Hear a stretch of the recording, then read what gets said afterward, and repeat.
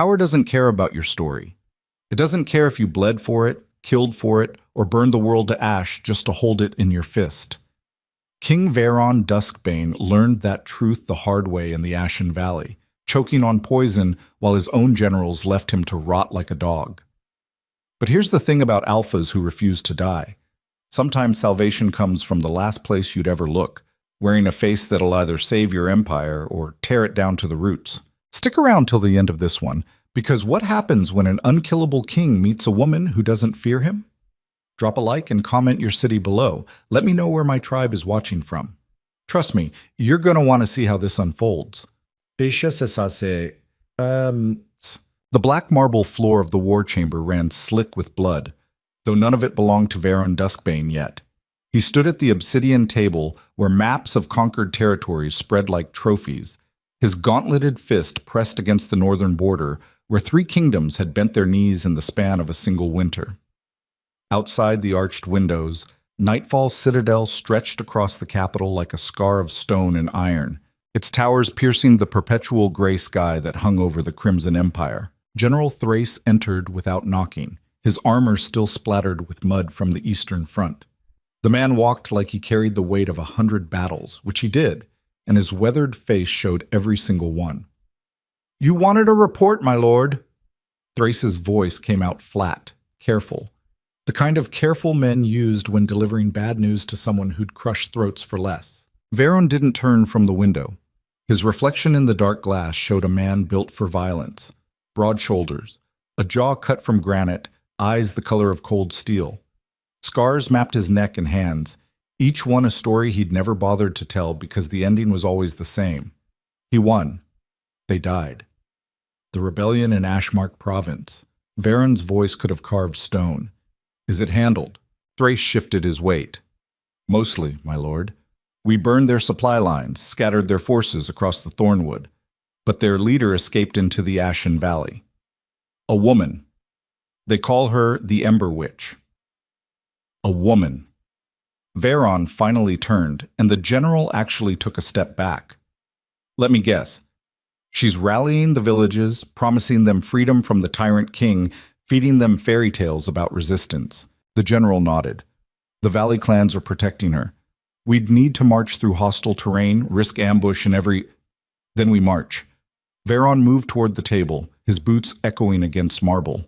His hand traced the valley on the map, a snaking pathway through dense forest and treacherous ravines. "I want 500 of our best. We leave at dawn." "My lord, that's..." Thrace caught himself, swallowed whatever protest had been climbing up his throat. "That's a bold move." Veron's lips pulled into something that might have been a smile if it held any warmth at all. "Bold is what built this empire, General. Caution is what gets you a knife in the back from men who think you've gone soft." The words hung in the air like a threat, because they were. Thrace bowed, stiff and formal. "I'll prepare the troops." When the general left, Veron stood alone in the chamber that had seen 100 decisions just like this one. The thing about conquest was that it never really ended. You planted your flag, declared victory, and then spent the rest of your life cutting down everyone who wanted to tear that flag down and piss on what remained. It was exhausting. It was everything. He poured himself a drink from the decanter on the side table, something dark and expensive that burned going down. The nobles loved to gift him rare liquors from their private cellars, as if alcohol could buy favor with a man who took what he wanted anyway. Still, he drank it. Not because he enjoyed it, but because it reminded him that even luxury was just another kind of conquest. The march to Ashen Valley took 3 days through terrain that seemed designed to kill invaders. The forest grew so thick in places that his soldiers had to hack through vines with their swords, every step forward a small war against nature itself. The air hung heavy with moisture, turning their armor into portable furnaces that cooked them alive inside their own skin. Veron rode at the front, refusing the comfort of the supply wagons. His warhorse, a massive black destrier named Conquest, moved through the undergrowth with the confidence of an animal that had never known fear because its rider had never shown any. Around them, 500 men marched in formation, their faces grim beneath their helmets. Captain Rylan rode up beside him, a younger officer with sharp eyes and sharper instincts. "My lord, the scouts report movement ahead." Could be scouts from the Valley clans, could be the witches' people, could be a lot of things. Varon's gaze swept the tree line, looking for the telltale signs of ambush, disturbed branches, unnatural shadows, the kind of stillness that came right before violence. Tell the men to stay alert. If anyone so much as breathes wrong, I want to know about it. Yes, my lord. They pushed deeper into the valley as the sun began its descent, painting the sky in shades of red that seemed fitting for what was coming. Varon had learned long ago that coincidence was just laziness dressed up as fate.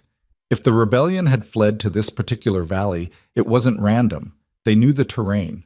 They had allies here, which meant this whole expedition was probably a trap. Good. He'd been craving a real fight ever since the northern kingdoms had surrendered without putting up a proper struggle. There was something deeply unsatisfying about watching grown men drop to their knees and beg for mercy.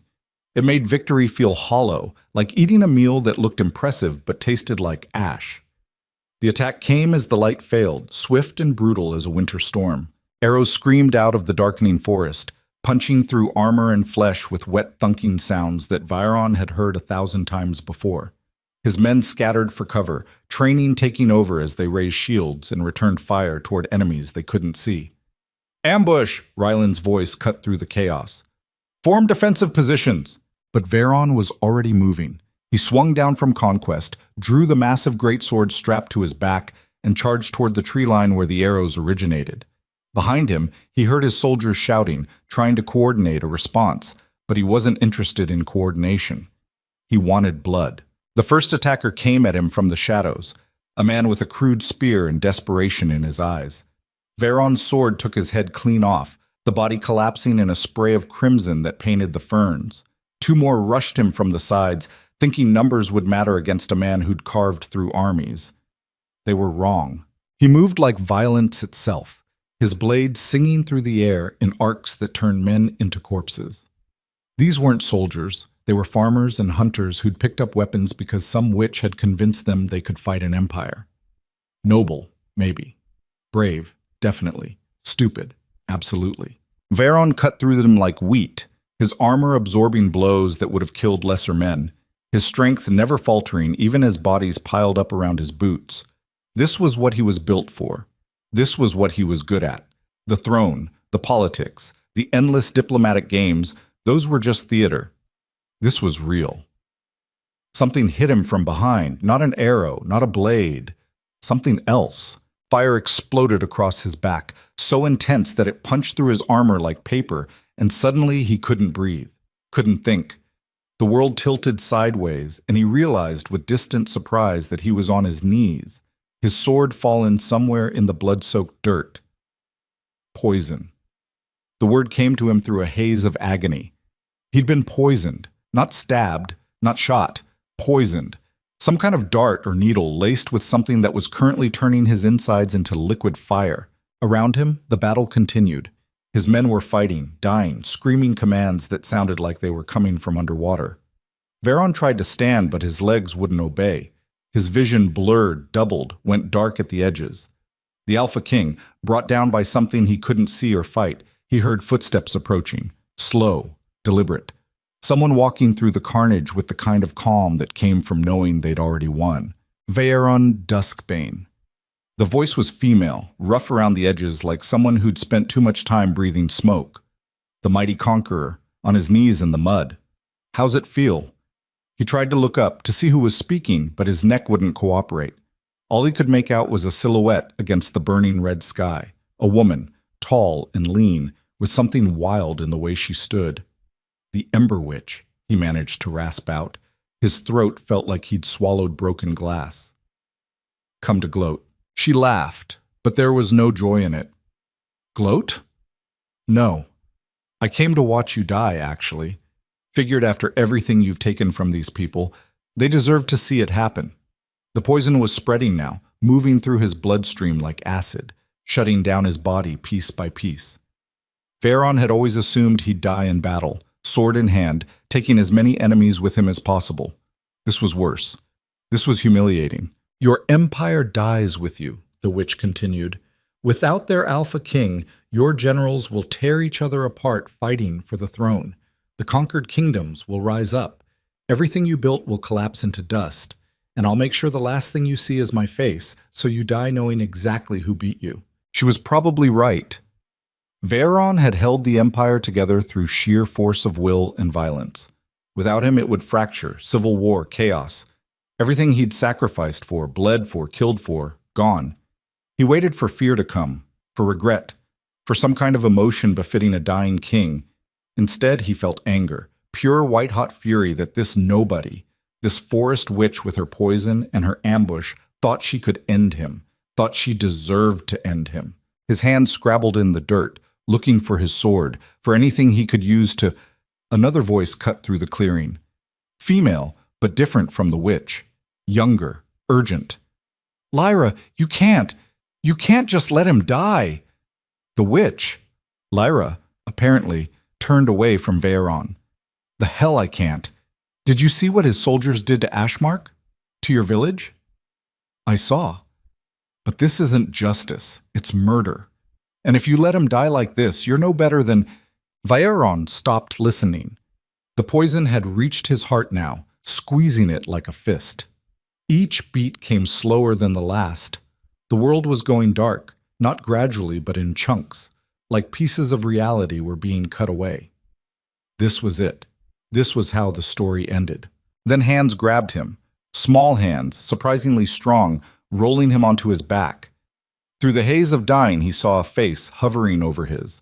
A woman, younger than the witch, with eyes the color of summer storms and hair that caught the firelight like spun copper. "Hold on," she said, and there was something in her voice that cut through the poison fog, something that sounded almost like she gave a damn whether he lived or died. She pressed her hands against his chest, right over his heart, and suddenly the world exploded in silver light. Veron felt the poison recoil, felt something ancient and powerful flooding through his veins, burning away the toxin like sunlight through shadow. The pain didn't disappear. If anything, it got worse, every cell in his body screaming as they were simultaneously dying and being reborn. But underneath the agony, he felt his heart start to beat stronger. "What are you doing?" The witch's voice came from somewhere far away. "Solara, stop!" But Solara, if that was her name, didn't stop. Her hand stayed pressed against his chest, her eyes closed in concentration, and the silver light grew brighter until it was all Veron could see. Magic. She was using magic. Not the crude tricks and illusions he'd seen from charlatans in the capital, but real power, the kind that had been lost when his ancestors had crushed the old bloodline centuries ago. The light faded. The pain receded to a dull roar, and Veron found himself staring up at the woman who'd just saved his life, unable to look away even if he'd wanted to. Their eyes met. Something passed between them in that moment, something Veron didn't have words for because he'd never felt anything like it before. It wasn't gratitude. It wasn't attraction, though she was beautiful in a way that had nothing to do with the painted nobles at court. It was recognition. Like his soul had looked at hers and said, "There you are." Which was completely insane because 5 minutes ago he'd been dying, and now he was having some kind of mystical moment with a woman who'd just used forbidden magic to save the life of a man her people wanted dead. "You're an idiot," Lyra said to Solara, her voice thick with something between anger and fear. "You just saved the Crimson King. Do you have any idea what you've done?" Solara pulled her hands away from Veron's chest, leaving behind a warmth that faded too quickly. "I saved a life. That's what I do. He's not just a life, he's..." Lyra gestured wildly at Veron, who was still flat on his back trying to process being alive. "He's the reason we're fighting this war. The reason your parents are dead. The reason..." Veron sat up, slower than he would have liked, every muscle protesting. His armor was scorched where Solara's magic had touched it, the black metal marked with silver patterns that looked almost deliberate. Around them, the battle had ended. His soldiers had either driven off or killed the ambushers, and now they were gathering around their king, weapons drawn and pointed at the two women. "Stand down," Veron ordered, his voice still rough but functional. His men hesitated, confused, but they lowered their weapons. He got to his feet, using his sword as a crutch because his legs weren't quite ready to support him on their own yet. He looked at Solara, really looked at her. She wore simple clothes, leather and wool, practical gear for someone living in a forest. No armor, no obvious weapons, Just those storm-gray eyes that met his without flinching, without fear, without the calculation he was used to seeing when people looked at a king. "You saved my life," he said. She nodded slowly. "I did." "Why?" It was Lyra who answered, her voice bitter. "Because she's too good for this world. Because she actually believes life is sacred, even when it belongs to tyrants." Solara flinched but didn't argue. Veron saw something in that flinch. Pain, maybe, or doubt. Like part of her agreed with the witch but had done it anyway. "What's your name?" he asked, even though he'd already heard it. "Solara Vale." "Well, Solara Vale," Veron sheathed his sword with a rasp of metal. "You just became the most valuable asset in the Crimson Empire, whether you like it or not." "I'm not going with you," she said immediately. "I'm not an asset. I'm not—" Captain Ryland stepped forward, his hand on his sword hilt. "My lord, what are your orders?" Veron didn't take his eyes off Solara. "We're taking both of them back to the capital, alive and unharmed. Anyone who disagrees can explain themselves to me personally." No one disagreed. Lyra actually laughed, high and sharp like breaking glass. "You're kidnapping us." "Of course you are. Why save the king's life when you could just get dragged to his dungeon instead?" "Not a dungeon," Veron said. "The palace. As my guests." "Guests who can't leave are called prisoners," Lyra shot back. Vayerin finally looked at the witch. Really looked at her. She was probably mid-30s, with burn scars running up her left arm, and the kind of hard edge that came from surviving things that should have killed you. She'd tried to kill him, would probably try again given half a chance, and he respected that more than any amount of groveling. "You're not wrong," he admitted, "but you're also not dead, which is more mercy than I've shown most people who've tried to murder me. Take the win."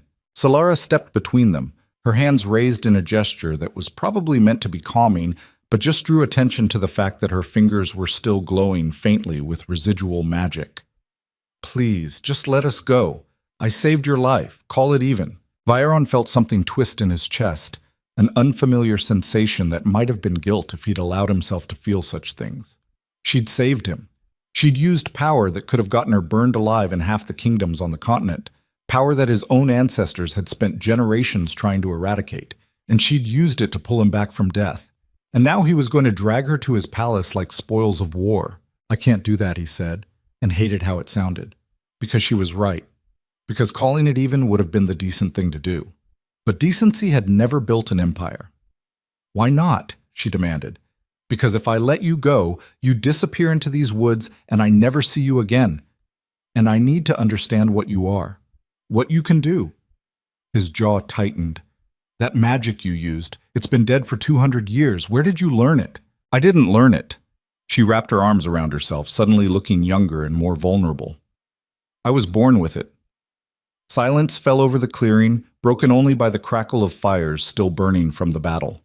Even his soldiers went still, because what she'd just admitted was the kind of thing that got you executed in most parts of the Empire. "Born with it," Veron repeated, "which means... It means she's exactly what your family tried to exterminate," Lyra interrupted. "Ancient bloodline, Moon Dynasty magic, everything the Crimson Empire has spent centuries crushing into dust. The pieces fell into place like a blade sliding home. The Moon Dynasty, the old kingdom his grandfather had destroyed in the Purge Wars, wiping out their ruling class and hunting down anyone who carried their blood. They'd claimed it was necessary, that the moon magic was too dangerous to let survive. Looking at Solara, at the power still humming beneath her skin, Veron could almost believe they'd been right. Almost. "Bind them," he ordered. "Carefully. No iron." His men moved forward with rope. They always carried rope, and within minutes both women had their hands secured. Lyra fought and cursed. Solara just stood there looking at Veron like she was trying to see past the armor and violence to something underneath. He turned away before she could find whatever she was looking for.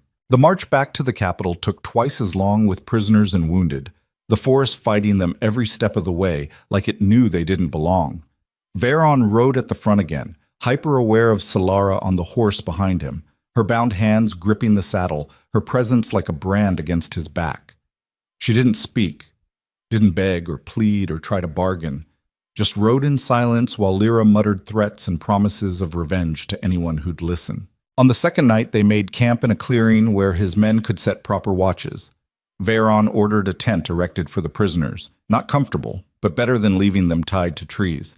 He posted guards, but told them to keep their distance. Some instinct he didn't want to examine too closely made him want them treated with something approaching respect. He was reviewing supply reports when Captain Ryland ducked into his tent, his young face troubled. "My lord, we need to talk about the prisoners." "What about them?" "The men are nervous. They're saying the younger one, Solara, she's cursed, that the magic she used was dark." Ryland shifted his weight. "There's talk of executing them both before we reach the capital." Veron set down the reports. "Anyone who touches either prisoner without my direct order will hang." "Are we clear?" "Crystal, my lord. But with respect, what are you planning to do with them? The nobles won't accept moon magic in the palace. Half the council will demand her head the moment they find out what she is." "Let them demand." Veron stood, his full height filling the small tent. "I'm the king. They'll accept what I tell them to accept." Ryland looked like he wanted to argue but knew better. He saluted and left, taking his doubts with him. Alone again, Veron poured himself a drink and tried to figure out why he was protecting a woman who should have been his enemy. She'd saved his life, yes, but that didn't explain the way his chest tightened when he thought about her being hurt. Didn't explain why he'd ordered his men not to use iron bindings, knowing full well that iron disrupted magic and would have made her helpless. He drained the cup and poured another. Outside, rain began to fall, pattering against the canvas in a rhythm that should have been soothing, but just made him restless. He grabbed his cloak and stepped out into the downpour, letting it soak through his clothes because at least it was something he could feel that wasn't this strange knot in his gut. His feet carried him toward the prisoner's tent before his brain caught up. The guards straightened when they saw him, but knew better than to question why their king was standing in the rain staring at canvas. "Leave us," Veron ordered. "My lord, that might not be—" "Now." They left. Vayeron pushed aside the tent flap and stepped inside. Lyra was asleep in the corner, or pretending to be. Solara sat cross-legged in the center, her bound hands resting in her lap, her eyes open and fixed on him like she'd been waiting. "Can't sleep either," she said quietly. He let the flap fall closed behind him, suddenly very aware that he was alone with her, in a space barely larger than his war chamber table. Water dripped from his hair, his cloak, pooling on the ground between them. "I came to check on you," he said, which was the truth, but not all of it, to make sure your prize is still alive. Her voice held no accusation, just statement of fact. "You're not a prize." "Then what am I?" Veron didn't have an answer that wouldn't sound like exactly what she'd just said. So instead he moved closer, knelt down so they were eye level. Up close, he could see details he'd missed before. The way her copper hair caught the lamplight, the faint silver marks on her palms where the magic lived, the exhaustion bruising the skin under her eyes. "Why did you save me?" he asked. "The real reason." She held his gaze, unflinching. "Because I saw a man dying and I had the power to stop it. That's all. Even knowing who I am, what I've done. Especially knowing." Her jaw set. "Because if I'd let you die, I would have become exactly what you are. Someone who decides which lives matter based on whether they're useful." The words hit harder than the poison had. Not because they were cruel, she'd said them matter-of-factly, without heat, but because they were true. Veron had spent his entire life making exactly those calculations. This village lives because it surrendered. That noble dies because he plotted treason. 100,000 small decisions that added up to an empire built on corpses. "You think I'm a monster," he said. "I think you're a man who's never had to answer for what he's done." She leaned forward slightly. "But I also think there's something in you that recognized what I did back there. Something that knows there's another way, even if you've spent your whole life refusing to see it. And what way is that?" She smiled, sad and knowing. "You'll figure it out. Or you won't. But dragging me to your palace isn't going to give you the answer." Veron realized he'd moved even closer without meaning to. Close enough that he could see the pulse beating in her throat, could smell rain and forest and something else underneath. Magic, maybe. Or just her. "I can't let you go," he said, his voice rougher than intended. "Even if I wanted to. I know." She didn't pull away. "You're the Alpha King.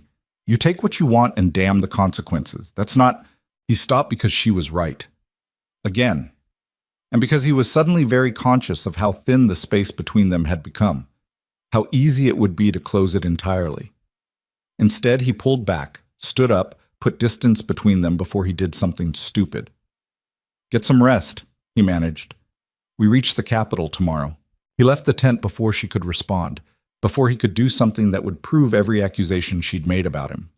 The rain had turned into a downpour, washing away the sounds of camp, and he stood in it until his teeth chattered and his thoughts cleared enough to function. Tomorrow, everything would change. Tomorrow he'd bring her into a palace full of vipers who'd see her as either a threat to destroy or a weapon to control. Tomorrow, he'd have to explain to his council why he'd brought moon magic into the heart of the empire instead of executing it in the forest where no one would ever know. Tomorrow, he'd have to figure out what the hell he was going to do about the fact that a woman he barely knew had looked at him like he might still have a soul worth saving.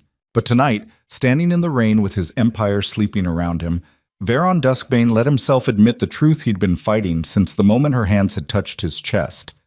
He was in serious trouble, and for the first time in his life, he had no idea how to conquer his way out of it. The gates of Nightfall Citadel rose like teeth against the dawn sky. Black iron worked into patterns that were supposed to represent strength and unity, but mostly just looked like something designed to make visitors feel small. Veron had commissioned them himself 15 years ago after crushing a rebellion in the southern provinces, and he'd succeeded. People who walked through those gates knew exactly whose territory they were entering. Today he rode through them with 2 prisoners and a decision he still hadn't figured out how to justify. The capital sprawled around the citadel like a living thing, thousands of buildings pressed together in a maze of stone and smoke. Markets already bustled with merchants hawking everything from steel to spices, their voices creating a wall of sound that hit like a physical force. Guards lined the streets, more than usual because word had spread that the king was returning. Word always spread. Veron had learned that lesson early. In an empire this size, secrets were just lies waiting to be exposed. He glanced back at Solara, still seated behind him on conquest. She'd gone rigid the moment they'd passed through the gates, her bound hands gripping the saddle hard enough that her knuckles went white. Looking at the citadel for the first time probably felt like staring at the mouth of something massive and hungry. She wasn't wrong. Captain Rylan rode up alongside him, his armor freshly polished despite 3 days of hard travel. "My lord, Lord Malric has requested an immediate audience. He's waiting in the throne room with the council." "Of course he is." Veron kept his voice flat, neutral, the tone he used when politics made his skull ache. "Tell Lord Malric I'll address the council after I've dealt with the prisoners." "He specifically said immediate, my lord." Rylan looked uncomfortable, caught between a direct order from his king and whatever pressure Malric had applied. He seemed quite insistent. "Then he can keep insisting." Veron urged Conquest forward, effectively ending the conversation. The horse's hooves rang against cobblestones, each strike echoing off the buildings pressed close on either side. Behind him, Lyra made a sound that might have been a laugh. "Your advisor doesn't sound happy. Maybe he's worried you went and got yourself a conscience out there in the woods." Veron ignored her. Malric would keep for another hour, and if the man wanted to throw his weight around, he'd find out exactly how much weight a royal advisor carried compared to a king who'd just survived an assassination attempt. The palace proper occupied the center of the citadel, a sprawling complex of towers and courtyards that had taken 3 generations to build. Veron's grandfather had started it, his father had expanded it, and Veron had fortified it, adding walls and guard posts until the whole structure felt more like a military installation than a royal residence, which was the point. He dismounted in the main courtyard, his boots hitting stone with a solid thud that made nearby servants jump. 2 guards immediately moved to take custody of the prisoners, but Veron held up a hand. "Put them in the east wing," he ordered. "Private quarters, not cells. Post guards outside, but don't touch them. Anyone who forgets that order will wish I'd only had them executed." The guards exchanged looks but nodded. They knew better than to question him twice. Solara slid down from the horse with more grace than he'd expected. Given her hands were still bound, she landed lightly, then turned to face him with those storm-gray eyes that seemed to see straight through armor and title to whatever lived underneath. "Private quarters," she said. "Almost sounds like you're trying to be decent, almost being the operative word." He moved closer, lowered his voice so only she could hear. The council is going to demand answers about you, about what you did in that forest. When they ask, tell them nothing. Why would I protect your secrets? Because they're your secrets too now. He held her gaze. You saved the Crimson King using moon magic. That makes you either the most valuable person in this palace or the most dangerous. And until I figure out which, I need you alive. Something flickered across her face. Fear, maybe, or understanding. How reassuring. I'm not trying to reassure you. I'm trying to keep you breathing. He stepped back before he could say something stupider. The guards will bring you food and water. Don't try to escape. You wouldn't make it past the first courtyard. Is that a threat? It's geography. He turned away, already regretting this entire situation. Palace security wasn't designed to keep people in, so much as keep everyone else out. But she didn't need to know that. He watched the guards lead both women toward the east wing, Lyra still cursing under her breath, Solara walking like she was heading toward execution instead of guest quarters. When they disappeared around a corner, Viren finally let himself acknowledge the knot of tension that had been living in his chest since the ambush. She was in his palace, in his territory, where he could protect her, where he could control her. The distinction between those two things felt important, but he was too tired to figure out why. The throne room hit him like a wall of noise and heat. 20 nobles stood in clusters, their voices bouncing off marble columns and the vaulted ceiling 60 feet overhead. Tapestries depicting various military victories lined the walls, each one a reminder that the Crimson Empire had been built on the bodies of people who'd thought they could resist. Viren had commissioned those tapestries too. Subtlety had never been his strong suit. Lord Malric stood at the center of it all, holding court like he owned the place. The man was 60 if he was a day, with silver hair and a face that somehow managed to look both distinguished and predatory. He'd been the royal advisor since Veyron's father's time, which meant he had connections, influence, and enough political savvy to be genuinely dangerous. He also had ambition. Veyron could smell it on him like cheap perfume. "My Lord King," Malric said, his voice cutting through the chatter. "We'd heard you encountered difficulties in the Ashen Valley. How fortunate you've returned safely." The words sounded concerned. The tone underneath suggested disappointment. Veyron crossed to the throne and sat, the obsidian chair cold even through his armor. The room went quiet, 20 pairs of eyes watching him with varying degrees of calculation. "Difficulties is one word for it," Veyron said. "Ambush is another. Assassination attempt works too." A ripple went through the assembled nobles. Gasps. Muttered outrage. All of it theater because half these people had probably known about the ambush beforehand, and the other half wished they'd thought of it first. Malric stepped forward, his hand spread in a gesture of sympathy that looked practiced. "Terrible news, my lord. But you seem unharmed. Did you capture the assassins? I captured 2 members of the rebellion. One of them tried to kill me. The other one saved my life." More ripples, more whispers. This was the part where things got complicated. Lady Thessa, a noble from one of the eastern provinces, spoke up. Her voice came out sharp, designed to cut. "Saved your life how, exactly? And why would a rebel do such a thing?" "Because she has a conscience." Veyron let the words land like stones. "Novel concept, I know." Thessa's face went red, but she kept her mouth shut. Smart woman. Malric, however, pressed forward. "My lord, forgive me, but the council needs more information. These rebels you've brought back, where are they now? What are your intentions? They're in the East Wing, under guard." As for my intentions, Veyron leaned forward slightly, just enough to make it clear who held power in this room. "That's my concern, not yours. With respect, my lord, anything that threatens the stability of the Empire is the Council's concern." Malric's tone stayed respectful, but his eyes had gone hard. "If these prisoners pose a risk, they don't." "How can you be certain?" "Because I'm the king and I said so."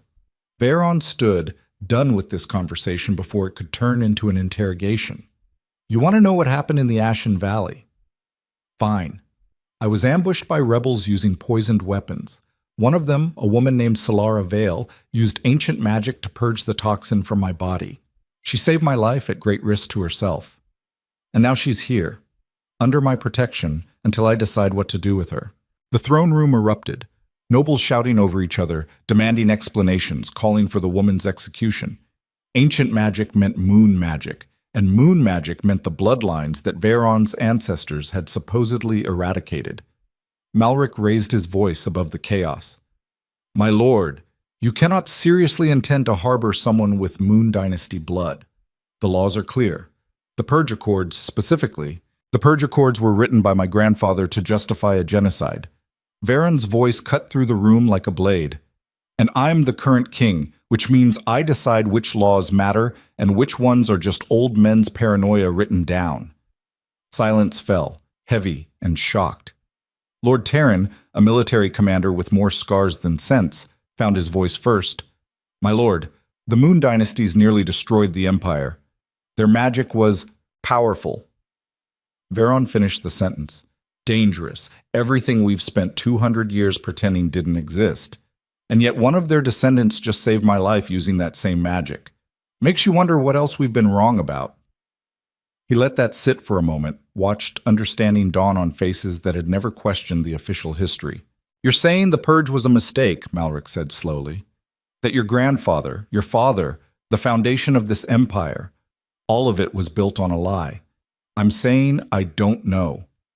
Veyron moved down from the throne, walking among the nobles who'd scattered to give him space.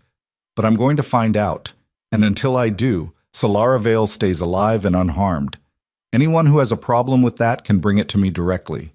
No one moved, no one spoke. "Good. Now get out, all of you." They left in a rush of expensive fabric and wounded pride, Malric going last with a look that promised this conversation wasn't over. When the doors finally closed, Veyron was alone with his throne and his decisions. He poured himself a drink from the cabinet near the window, something dark that burned going down. The throne room overlooked the city, and from here he could see the eastern districts where poverty pressed up against the palace walls. People lived there who'd never set foot in this room, who'd never spoken to a noble, who barely knew his name beyond the title. Those were the people the Empire was supposed to protect. Those were the people it crushed instead. Veyron drained the cup and poured another. 3 floors down and half a palace away, Solara stood at the window of her assigned quarters and tried to understand how her life had ended up here. The room was larger than her entire home back in the forest, filled with furniture that probably cost more than most families earned in a year. A 4-poster bed dominated one wall. Thick carpets covered stone floors. Tapestries showed hunting scenes that were probably supposed to be elegant, but mostly just looked violent. She turned away from the window, from the view of a city built on conquest, and found Lyra watching her from the corner. "Stop looking at the luxury like it means something," Lyra said. "It's all just pretty chains." "I know." Solara sat on the edge of the bed, testing its softness with hands that were finally unbound. The guards had cut the ropes as soon as they'd locked the door, which felt significant somehow. Guards wouldn't be gentle, but Veyron had ordered them to be, which meant something. She just didn't know what. Lyra moved to the door, tested the handle. Locked, obviously. 3 guards outside, probably more in the hallway. We're trapped in a gilded cage waiting for the king to decide if we're useful or expendable. He won't kill us. You sound very certain of that. Lyra turned, her scarred arms crossed. What happened between you two in that tent? What did he say? Nothing happened. Solara felt heat rise in her cheeks and hated herself for it. We talked. That's all. About what? About why I saved him. About what I am. She met Lyra's skeptical gaze. He's not what I expected. He's exactly what you should expect. Lyra's voice went hard. He's an alpha king who takes what he wants and destroys what he doesn't. The fact that he's keeping us alive just means he thinks we're useful. The moment that changes, I know. Solara did know.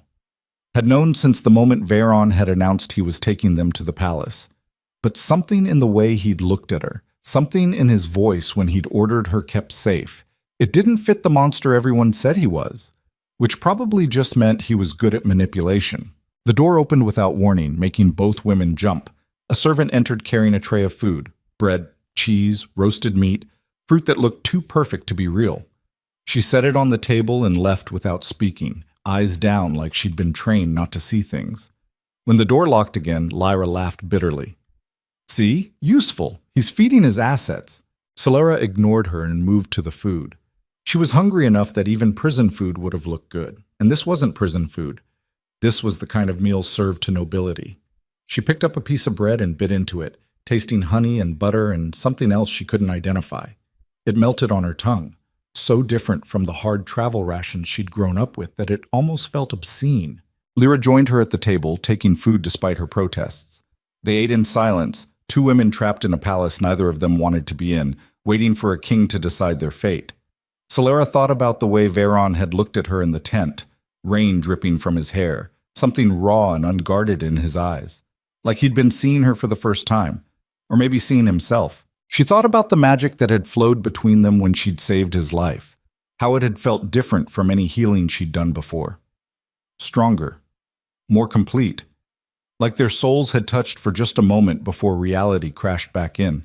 She thought about the fact that she was thinking about him at all, which was completely insane given that he'd kidnapped her and brought her to the heart of an empire that had spent centuries trying to exterminate her bloodline. Outside the window, the sun set over Nightfall Citadel, painting everything in shades of red that felt like a warning. 4 days passed in a strange limbo. Guards brought food 3 times a day. Servants delivered fresh clothes. But no one spoke to them beyond the absolute minimum. No one explained what was happening. And Veron didn't visit. Solara found herself pacing the room like a caged animal, her magic restless under her skin. The palace itself seemed to press against her senses, all that stone and iron and accumulated history weighing down on her until she could barely breathe. On the 5th morning, Lord Malric came instead. He entered with 2 guards, his expression carved from ice. "Lady Vale, Miss Lyra, I hope your accommodations have been adequate." Solara stood from where she'd been sitting by the window. "Lord Malric, your king told us we were guests, but guests usually get to leave." Malric's smile didn't reach his eyes. "Yes, well, His Majesty has been somewhat preoccupied with matters of state. I'm here to remedy that unfortunate neglect." He moved further into the room, his hands clasped behind his back like he was inspecting property. His gaze swept over Solara with the kind of calculation that made her skin crawl. "I've been doing research," Malric continued, "looking into your family history. It's quite fascinating. Your mother was Elena Moonwhisper, last known descendant of the Moon Dynasty's ruling house. She died 15 years ago in a fire." "Tragic." Solara's hands clenched into fists. "Get to the point." "The point, Lady Vale, is that your bloodline makes you extraordinarily valuable, also extraordinarily illegal. The Purge Accords are quite clear about what should happen to Moon Dynasty survivors." "You want to execute me?" Lyra said flatly. "Just say it, instead of dancing around like a politician." Malric turned to her, still smiling. "On the contrary, I want to help you, both of you." Solara felt her magic rise in response to the threat she couldn't quite see yet. "How generous. The king is conflicted about what to do with you. He sees you as some kind of moral puzzle to solve. But I see things more clearly." He gestured toward the window, toward the city beyond. "This empire is built on strength, on the understanding that power must be absolute or it crumbles. Your magic represents everything we've fought against for 200 years, everything that threatens that stability. So kill us and be done with it," Lyra snapped. Malric shook his head. "I don't want you dead. I want you gone. Back to whatever forest you crawled out of. Far away from the king and his increasingly erratic decisions." He pulled a folded paper from his jacket, held it out to Solara. "This is a writ of passage. It will get you through any checkpoint in the Empire. Use it to disappear, and I'll make sure no one follows." Solara didn't take the paper. "Why would you help us escape?" "Because the king's obsession with you is making him weak." Malric's voice hardened. "He's questioning laws, challenging the council, behaving like a man who's forgotten what it takes to rule an empire. And all of it started the moment you touched him with your magic. I saved his life." "Did you? Or did you curse him with something worse than death?" Doubt. The word hung in the air like an accusation. Solara looked at the paper, at the promise of freedom it represented. She could take it, could grab Lyra and run and never look back, could return to the forest and pretend none of this had ever happened. Except it had happened. She'd saved Veron. She'd used her magic in front of his soldiers. She'd looked into his eyes and seen something that made her believe he might actually be capable of change. And maybe that made her the biggest fool in the Empire. "I need to think about it," she said finally. Malric's expression darkened. "There's nothing to think about. Take the offer or what?" A new voice cut across the room, cold as winter steel. You'll threaten my guests in my palace under my protection. Veron stood in the doorway, and the temperature in the room dropped 10 degrees. He was dressed for court in black and silver, but somehow he looked more dangerous than he had covered in blood and mud in the forest. Malric recovered quickly, his politician's mask sliding back into place. My Lord King, I was merely attempting to resolve an awkward situation before it became a crisis, by offering my prisoners a way to escape. Veron moved into the room, each step deliberate. That's treason, Malric. You do know that. I'm trying to protect the Empire. Malric's voice gained strength. Your Empire. From a woman whose magic could corrupt everything we've built. Interesting theory.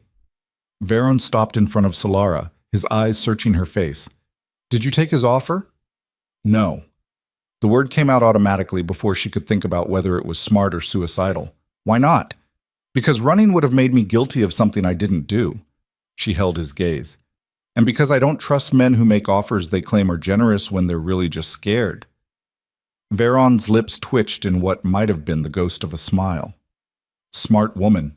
He turned back to Malric, and whatever warmth had been in his expression evaporated. You're relieved of your duties as royal advisor, effective immediately. You'll leave the palace by sunset. If you're still within the city walls by morning, I'll have you arrested for conspiracy. Malric went pale. My lord, you can't. I'm the king. I can do whatever I want. Now get out before I decide arrest is too lenient. The advisor left, his guards scrambling to follow, the door slamming behind them hard enough to rattle the windows. Silence fell over the room. Lyra spoke first. You just fired your most powerful advisor for offering us freedom. Either you're the smartest man alive or the stupidest. Time will tell. Veron moved to the window, his back to them. I came to tell you the council has agreed to a hearing. 3 days from now, they'll question you about your magic, your bloodline, and what happened in the forest. A trial, Solara said, an evaluation. He glanced back at her. There's a difference, not from where I'm standing. No, probably not. He turned fully, his gaze intense. But I'm going to be there, and I'm going to make sure they listen to what you have to say instead of just seeing a threat to eliminate. Why?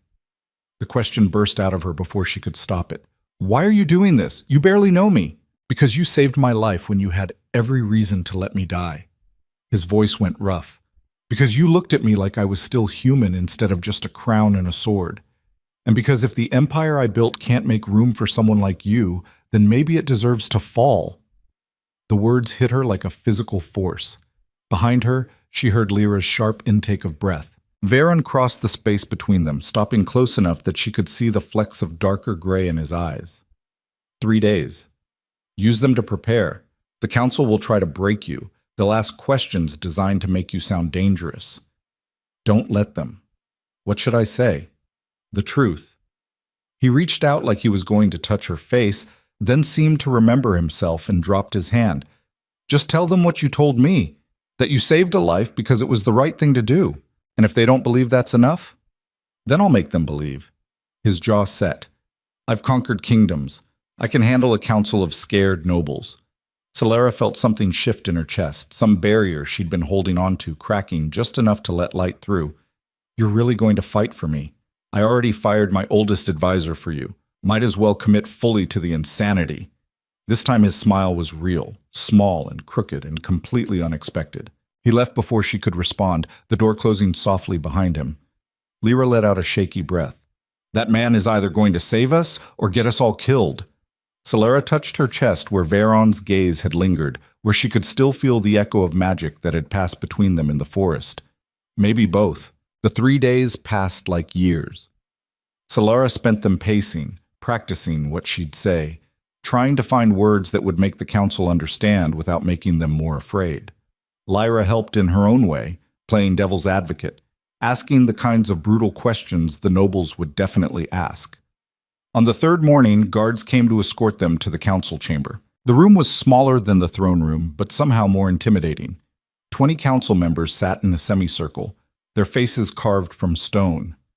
Lord Terran, Lady Thessa, a dozen others whose names Solara didn't know, but whose hostility she could feel like heat from a fire. Viron sat at the center in a chair that wasn't quite a throne, dressed in full ceremonial armor that made him look every inch the conquering king.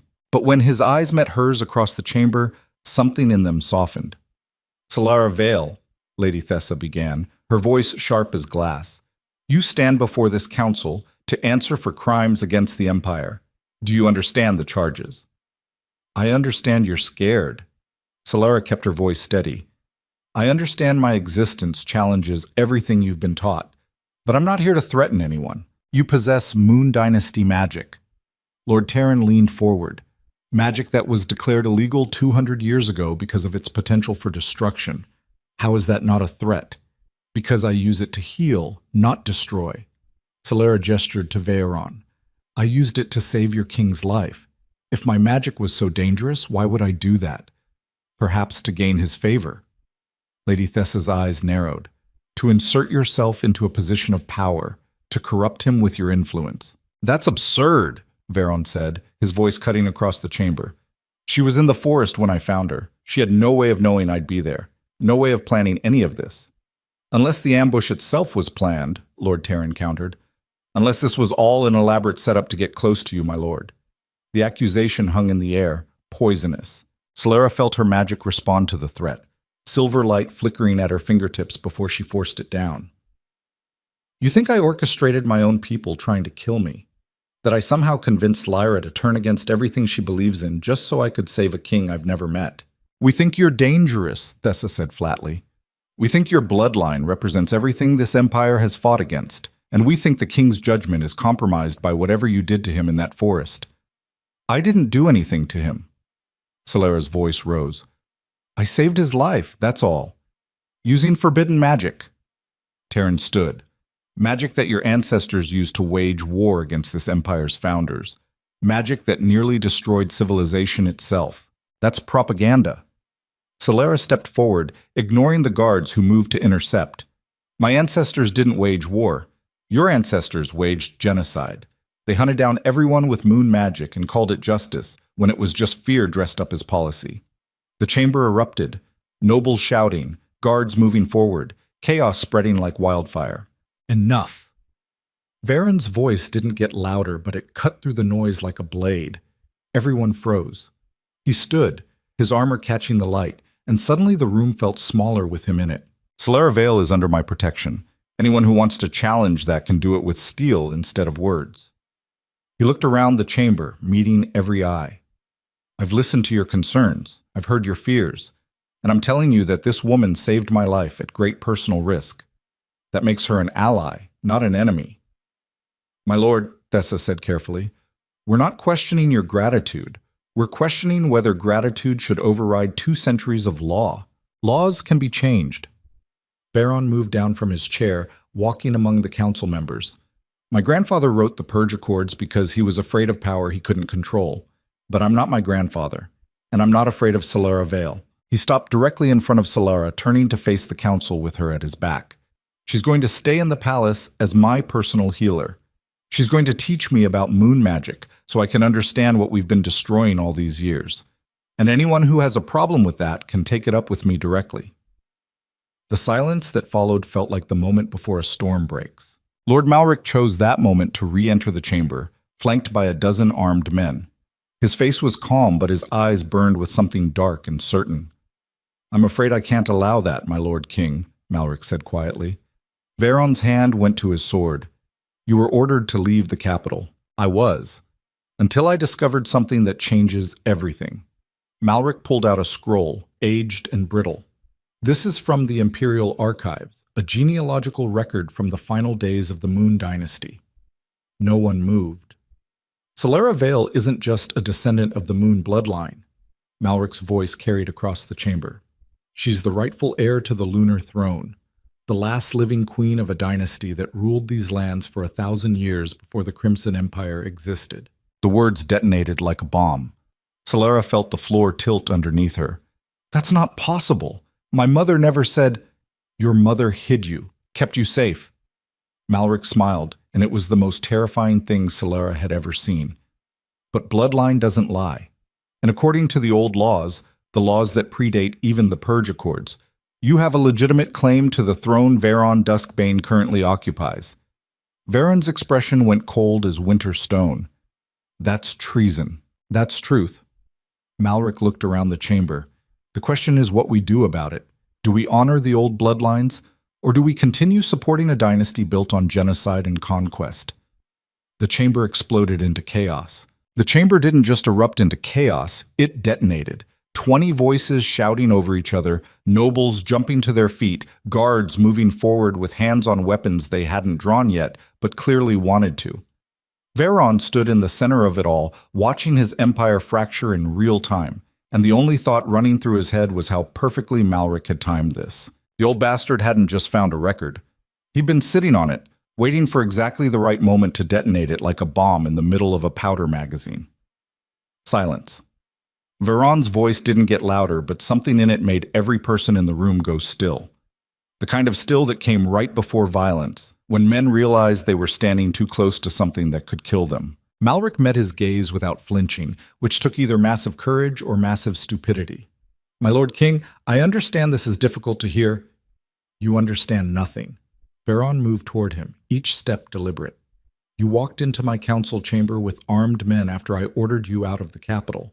That's not just treason. That's a death wish. I walked in with the truth.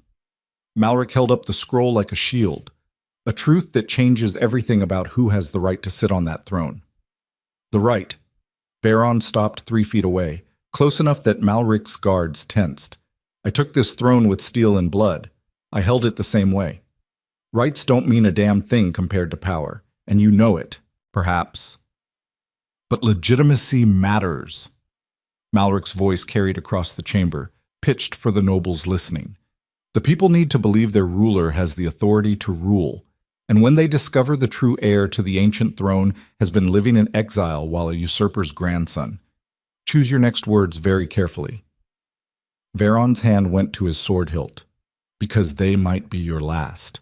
Behind him, he heard Solara's sharp intake of breath. He didn't turn to look at her because if he did, if he saw whatever expression was on her face right now, he might actually lose the fragile control he was clinging to. The thing about power was that it only worked when people believed in it. A king without legitimacy was just a man with a sword, and there were always more men with more swords waiting for the moment weakness showed. Malric had just handed them that moment on a silver platter. Lord Terran stood, his soldiers' instincts cutting through the chaos. My lord, regardless of the circumstances, we need to verify this claim. The genealogical records are 200 years old. Veron forced his voice into something resembling calm. Written by a dynasty that lost. You want to base the future of this empire on documents that were supposed to be destroyed during the Purge. They weren't destroyed. They were preserved. Lady Thessa moved beside Terran, and Veron watched his council start to fracture in real time. Preserved because even your grandfather understood that history shouldn't be completely erased. And if these records are genuine, then what? Veron looked around the chamber. You tear down everything we've built. You hand the throne to a woman who grew up in a forest with no training, no understanding of how to rule an empire this size. You throw the realm into civil war because some old papers say she has a claim. She has more than a claim. Malric's voice went soft, dangerous. She has the blood, the magic, everything the Crimson Empire tried to destroy because it was afraid, and now that fear has come home to roost. Viren felt the ground shifting underneath him, felt the careful structure he'd built over 15 years of brutal rule starting to crack. Every noble in this room was doing calculations right now, figuring out which side to jump to before the ship went down. He'd seen it before during his father's final years when sickness had made the old king weak. Vultures circling, waiting for the moment to strike. Varen had put them down hard when he'd taken the throne, made examples brutal enough that no one had dared challenge him since. But he couldn't kill everyone in this chamber, not without destroying what remained of imperial unity. Lord Malric, Veron kept his voice level through sheer force of will. You're going to take your men and leave this palace. Now. And if I see you again before I've had time to verify these claims independently, I'll assume you're here to commit further treason and act accordingly. My Lord King, Terran started. This council is dismissed. Veron turned his back on all of them, a calculated risk that either reinforced his authority or painted a target between his shoulders. Lady Vale will remain under my protection until we've established the truth. Anyone who tries to use her as a political weapon will answer to me personally. He walked toward the door, not looking back to see if Solara followed, because if she didn't, that was answer enough about what she thought of him now. Her footsteps echoed behind him. Light, quick, keeping pace. They made it to the corridor before she spoke. Is it true? 3 words. Quiet as falling snow, sharp as broken glass. Veron kept walking, his boots ringing against marble, because if he stopped he'd have to look at her, and he wasn't ready for what he'd see. I don't know. You don't know. Her voice gained an edge. Your advisor just announced I'm the heir to a throne your family destroyed, and you don't know if it's true. The genealogical records from the Moon Dynasty were supposed to be burned. He turned a corner, heading toward his private chambers because they were the only place in this entire palace he could think clearly. If Malric found one, it means either he's a better researcher than anyone gave him credit for, or someone helped him find it. Someone. She caught his arm, forced him to stop. You think this is a conspiracy? Veron finally looked at her. Her storm gray eyes were wide, her face pale, and underneath the shock he saw something else. Fear. Not of him, but of what she'd just learned about herself.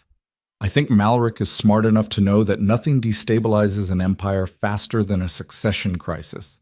He kept his voice low because walls had ears in a place like this.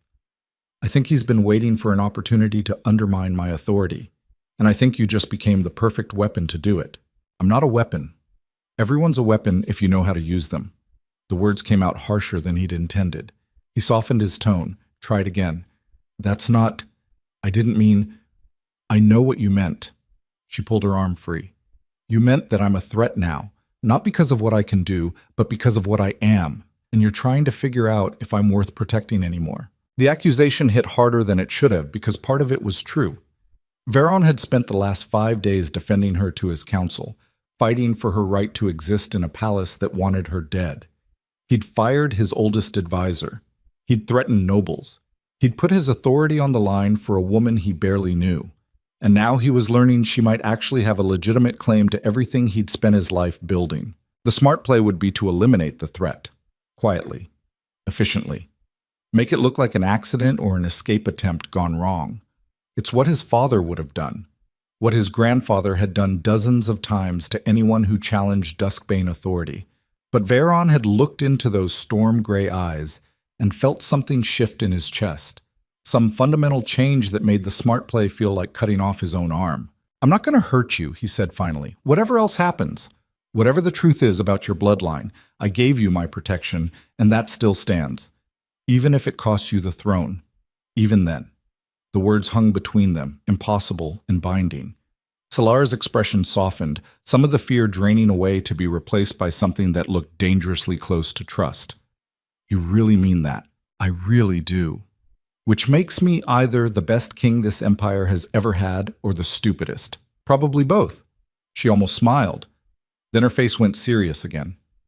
We need to see those records. If I really am the heir to the lunar throne, then we deal with it, together. He started walking again, slower this time. But first I need to make sure Malric hasn't already used this to start a civil war. They reached his chambers to find Captain Rylan waiting outside, his young face tight with stress. My lord, we have a situation. Of course we do. Veron pushed past him into the room. Report. 3 noble houses have declared their support for Lady Vale's claim to the throne. Rylan followed them inside. 2 more are sending envoys to negotiate terms, and Lord Malric has taken control of the eastern garrison with approximately 400 soldiers. 400. Veron moved to the window overlooking the city. In the distance, he could see smoke rising from the garrison district. How many do we have? 2,000 in the capital, another 5 scattered across the provinces.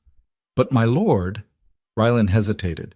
Some of the provincial commanders are asking questions about legitimacy, about whether they should wait for the council's decision before committing forces. They're asking if they should abandon me. Veron kept his voice flat. Say it plainly, Captain. Yes, my lord. That's what they're asking. Solara moved beside him at the window. This is my fault. If I hadn't saved you, if I'd just let... Don't. Veron cut her off. This was always going to happen. Malric's been planning this for months, maybe years. You were just the excuse he needed. An excuse that's tearing your empire apart. My empire was already broken. He turned to face her. I built it on fear and conquest and the bones of people who wouldn't submit. The only reason it held together this long is because I was brutal enough that no one dared challenge me. But the moment they smell weakness, he gestured toward the smoke. This is what happens. So what do we do? The question came from Rylan, but Veron looked at Solara when he answered. We verify the records, we find out the truth, and then we make a decision about what kind of empire we want this to be. And if the records are real, if I really am the heir, then I have a choice. Veron held her gaze. I can fight you for the throne and watch the empire burn while we tear each other apart. Or I can find another way. What other way? I don't know yet, but there has to be something between total war and total surrender. Captain Rylan cleared his throat. My lord, the council is demanding another session. They want Lady Vale's formal response to the claim. Tell them she'll respond when we've verified the evidence. Veron moved toward his desk where maps of the Empire sprawled like accusations. Until then, she's under my protection and unavailable for political theater.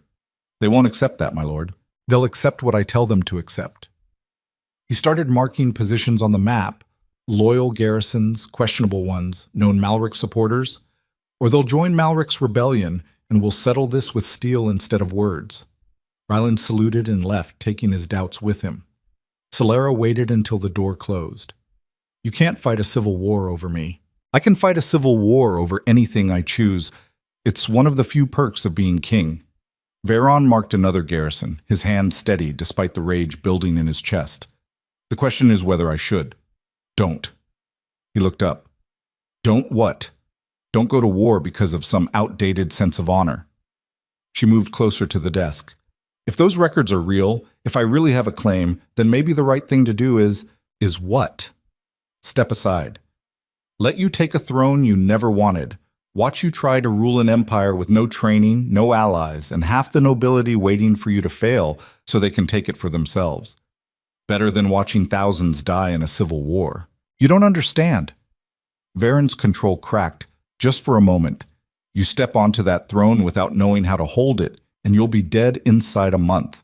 Poisoned or stabbed or pushed out a window. The nobility doesn't want you because you're the rightful heir. They want you because you're weak, because they think they can control you. I'm not weak. I know. He came around the desk. I've seen your strength, your magic, your stubborn refusal to back down. But strength isn't the same as power, and power in an empire like this comes from knowing who to trust, who to fear, and who to destroy. You don't have that knowledge. Then teach me. The word stopped him cold. Solara stepped closer, close enough that he could see the silver flecks in her gray eyes, could feel the magic humming under her skin. If I really am the heir, I need to understand what that means, what it takes to rule. And the only person who can teach me is standing right here. You're asking me to train my own replacement. I'm asking you to help me become something other than a pawn. Her voice went fierce. Because right now Malric is using me as a weapon against you. The nobles are using me as an excuse for rebellion. Everyone is using me except me, and I'm done with it. Veron studied her face, looking for doubt or manipulation and finding only raw determination. This woman who'd saved his life in a forest now stood in his palace asking him to arm her with the knowledge to potentially take everything from him. The smart play was to refuse, keep her isolated, keep her dependent. But he'd stopped making smart plays the moment he'd brought her back to the capital. All right, he said, I'll teach you. But not because I'm planning to give up my throne, because if we're going to survive what's coming, you need to understand the game we're playing. And what game is that? Survival. He moved back to the map. Malric has 400 soldiers and 3 noble houses. We have superior numbers but questionable loyalty. The provinces will wait to see which way the wind blows before committing, which means we have maybe a week before this turns into a full civil war. What happens in a week? Malric makes his move. Either he marches on the palace and tries to take it by force, or he consolidates his position and forces the council to choose sides. Either way, blood gets spilled. Then we don't give him a week.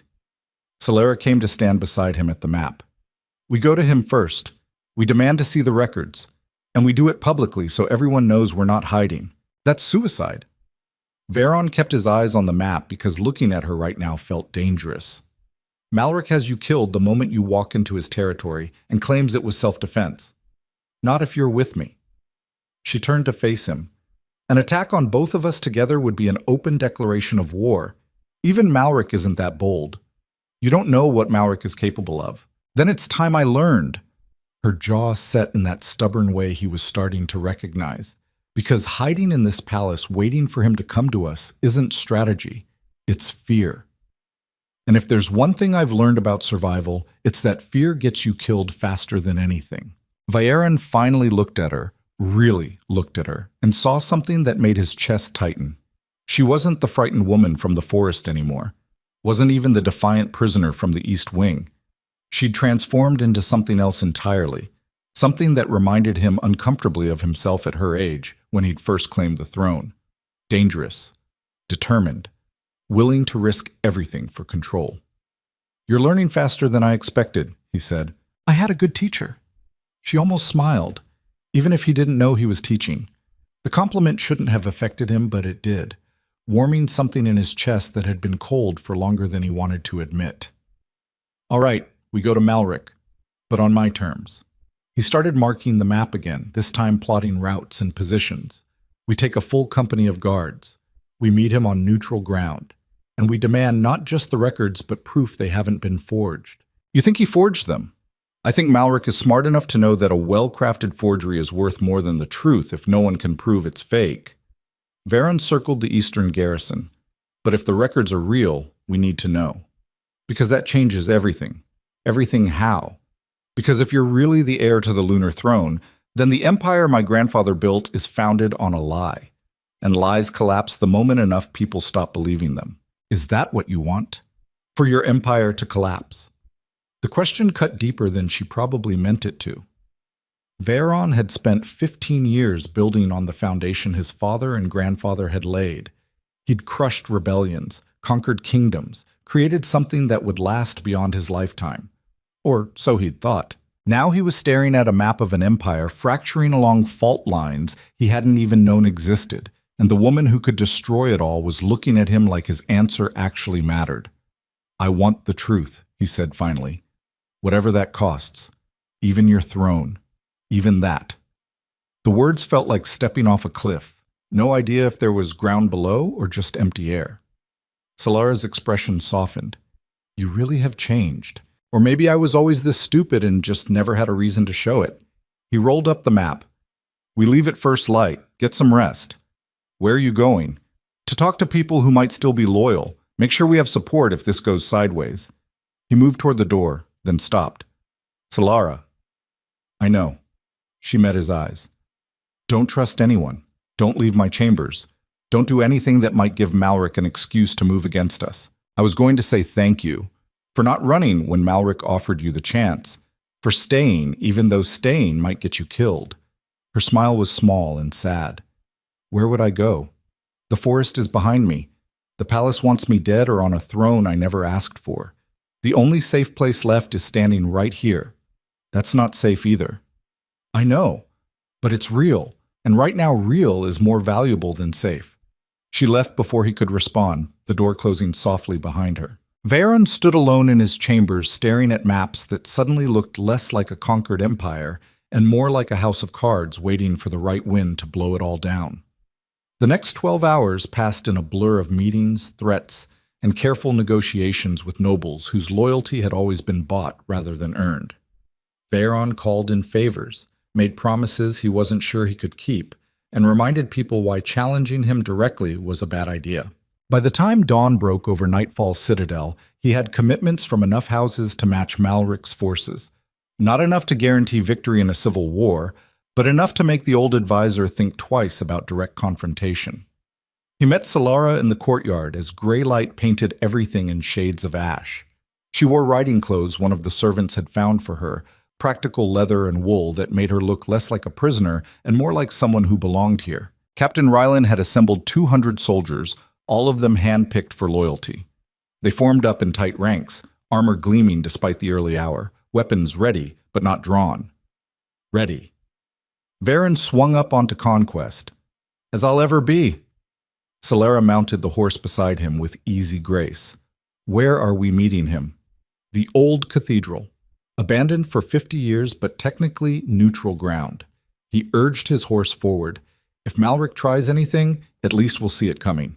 They rode through this capital as the city woke around them. Merchants opening shops, workers heading to the docks, normal people living normal lives, completely unaware that their king was riding toward what might be the start of a civil war. The old cathedral sat on the eastern edge of the city, a massive stone structure that had been beautiful once before time and neglect had worn it down to bones. Veron's grandfather had ordered it closed after the purge, unable to destroy it completely, but unwilling to let it stand as a reminder of what had been lost. Now it loomed against the gray sky like an accusation. Malric waited on the steps with his own soldiers, maybe 100 men arrayed in formation that was just organized enough to be threatening. The old advisor stood at the center, wearing formal robes that made him look like he was here for a ceremony instead of a confrontation. Lord Duskbane, Malric's voice carried across the empty square. Lady Vale, how gracious of you to accept my invitation. We didn't accept anything. Veron dismounted, his boots hitting stone with a sound like a hammer strike. We're here to see proof of your claims before I decide whether to hang you for treason or just exile. Such hostility.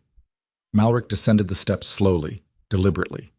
And here I thought we were all interested in the truth. Show us the records. Solara slid down from her horse, moving to stand beside Veron. Prove I'm who you say I am, or admit this is all political theater. Malric smiled and pulled a leather case from inside his robes. Very well, though I warn you, the truth may be more complicated than either of you expect.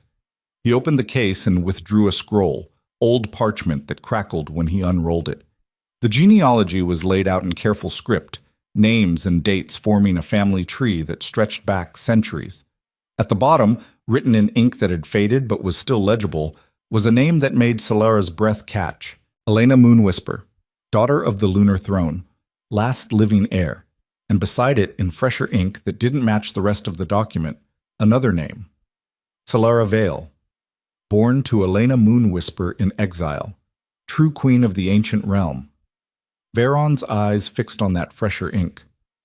This has been altered. Malric didn't even blink. Updated. When the original records were preserved, Lady Vale hadn't been born yet. Someone had to complete the genealogy. Someone meaning you.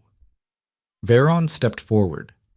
You added her name, which means this whole thing could be fabricated. The base document is genuine. You're welcome to have your scholars verify it. Malric rolled the scroll back up carefully. But the truth remains unchanged. Solara Vale is the last living descendant of the Moon Dynasty. Which means by law, the old laws that predate your family's claim, she has the right to rule. The old laws are dead. Veron's hand went to his sword. My grandfather made sure of that. Did he? Or did he just bury them deep enough that people forgot they existed? Malric's smile widened. Because I've been doing research, my Lord King, and I found that quite a few of the old noble houses never actually renounced their oaths to the Lunar Throne. They simply went quiet, waited, survived. Convenient, Solara's voice cut across the square, that you discovered all of this right when it could do the most damage to Veron's authority. I discovered it because I was looking. Malric turned his gaze on her.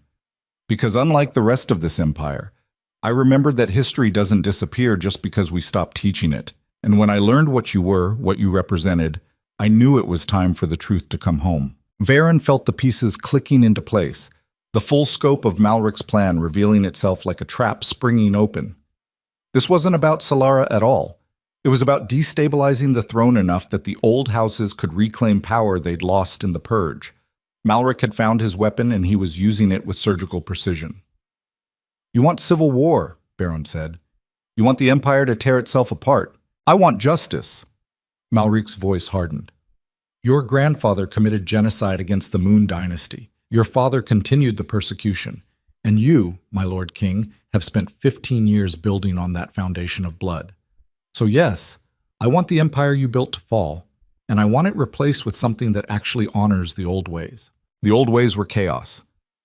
Veron drew his sword, the rasp of steel cutting through the morning air. Dozens of small kingdoms fighting for scraps while the people starved. That's what you want to return to. Better than tyranny dressed up as strength. The soldiers on both sides tensed, hands moving to weapons. Captain Ryland moved up beside Veron, his own blade drawn. The square that had been empty moments ago suddenly felt crowded with violence waiting to happen. "Stand down!" Solara's voice cracked like thunder. Silver light exploded from her hands, not directed at anyone, but spreading out in a wave that washed over everyone in the square. It didn't hurt. Veron felt it pass through him like warm water, but it made every person there stop and turn to look at her. She stood in the center of it all, power radiating from her skin, her eyes gone completely silver. "This ends now," she said. "No civil war, no bloodshed over a throne I never asked for." Her gaze swept across both groups of soldiers. "I am Solara Vale, daughter of Elena Moonwhisper, last of the Moon Dynasty, and I claim my birthright." The words hung in the air like a pronouncement of doom. Veron felt his heart drop into his stomach. This was it. The moment she chose the throne over everything else. The moment the woman who'd saved his life became the weapon that would destroy his empire. Malric's smile was triumphant. Finally. Someone with the courage to... "I claim it," Solara continued, her voice cutting across his so that I can give it away. Silence crashed down. She turned to Veron, the silver light fading from her eyes, but the power still humming around her. "I don't want to rule an empire. I never did. But I can't let this tear everything apart. So here's my offer." She took a breath. "I publicly acknowledge my bloodline and my claim, and then I abdicate it to you, Veron Duskbane, on one condition." He couldn't find his voice, could barely process what she was saying. "What condition?" he managed. "That you change. Really change." She stepped closer. "No more ruling through fear, no more crushing anyone who questions you. You use the legitimacy my bloodline gives you to rebuild this empire into something that doesn't require genocide to hold together." "That's insane." Malric's voice rose. "You'd give up your birthright to a tyrant who..." "I'd give it to a man who's trying to be better." Solara didn't take her eyes off Veron, who's been fighting his own nature because he saw a woman use magic to heal instead of destroy, and realized maybe his grandfather was wrong about everything. Her voice softened. "You asked me why I saved you in that forest. This is why. Because I saw the potential for you to become something other than what you were born to be." Veron felt like he'd been punched in the chest. She was offering him everything: legitimacy, stability, a way out of civil war, and the only price was becoming someone he wasn't sure he knew how to be. "The old laws won't accept that," Malric said. "An abdication requires..." "I don't care what the old laws accept." Solara's magic flared again. "I'm the last heir, which means I make the rules about what happens to my throne, and I'm choosing to reshape it into something that might actually last without requiring constant bloodshed." She turned back to Veron, held out her hand. "What do you say, my Lord King? Want to build something new together? Or should we let Malric have his civil war and watch the empire burn?" Veron looked at her outstretched hand. At the woman who'd saved him twice now, once from poison and once from himself. At the choice she was offering that was simultaneously generous and impossible. If he took it, he'd be accepting that everything his family had built was wrong. That change was possible. That an Alpha King could become something other than a conqueror. If he refused, the war started here and now, and thousands would die for pride and power. His hand moved before his brain caught up, closing around hers. "I accept your terms," he said. "All of them." The silver light that exploded from their joined hands was bright enough to blind. The silver light didn't fade so much as explode outward, washing over the square like a physical force that knocked soldiers to their knees and sent loose stones skittering across ancient cobblestones. Veron felt it surge through him where his hand gripped Solara's, not painful but overwhelming, like every cell in his body was being rewritten at the molecular level. Power. Ancient and absolute. The kind that had built dynasties and toppled empires before his grandfather had even been born. When it finally receded, the world had changed. Malric stood frozen on the cathedral steps, his face twisted between rage and something that looked uncomfortably like fear. His soldiers had scattered, some on their knees, others backing away from the epicenter of magic they'd just witnessed. Even Veron's own men looked shaken, hands trembling on weapons they suddenly weren't sure they should be holding. Captain Ryland found his voice first, rough and uncertain. "My lord, what..." Veron squeezed Solara's hand once, then released it. He turned to face the assembled crowd, his voice cutting through the shocked silence with the kind of authority that came from 15 years of making men obey through sheer force of will. You all just witnessed a formal transfer of power. The last heir of the Moon Dynasty has abdicated her claim to me, binding the two bloodlines and ending a 200-year conflict. Anyone who wants to challenge that decision can take it up with me personally. No one moved. Malric's face had gone from pale to flushed, veins standing out on his neck like cords. This is a farce. He can't just, the old laws require witnesses, formal ceremonies, documentation that the old laws are satisfied. Solera's voice carried across the square, still humming with residual power. I spoke my abdication in front of 200 soldiers from both sides. The magic itself sealed the bond. Unless you want to argue that ancient moon magic doesn't count as legitimate. The advisor's mouth opened and closed without sound, a man watching his carefully constructed plan collapse in real time. Veron pressed his advantage, moving forward with the kind of deliberate menace that made smart men back down. You wanted legitimacy, Malric. You wanted the old bloodlines honored. Well, congratulations. You got exactly what you asked for. The Lunar Throne and the Crimson Throne are now one, which means your little rebellion just became pointless. It's not pointless if you're still a tyrant. Malric found his fury again, wielding it like a weapon. Putting a crown on a monster doesn't make him less monstrous. The Empire still needs to change, and it will. Veron stopped 3 feet from the advisor, close enough to see the calculation happening behind those old eyes. Under new terms, new laws, starting with the immediate reinstatement of moon magic as a legitimate practice throughout the realm. The gathered soldiers erupted in whispers.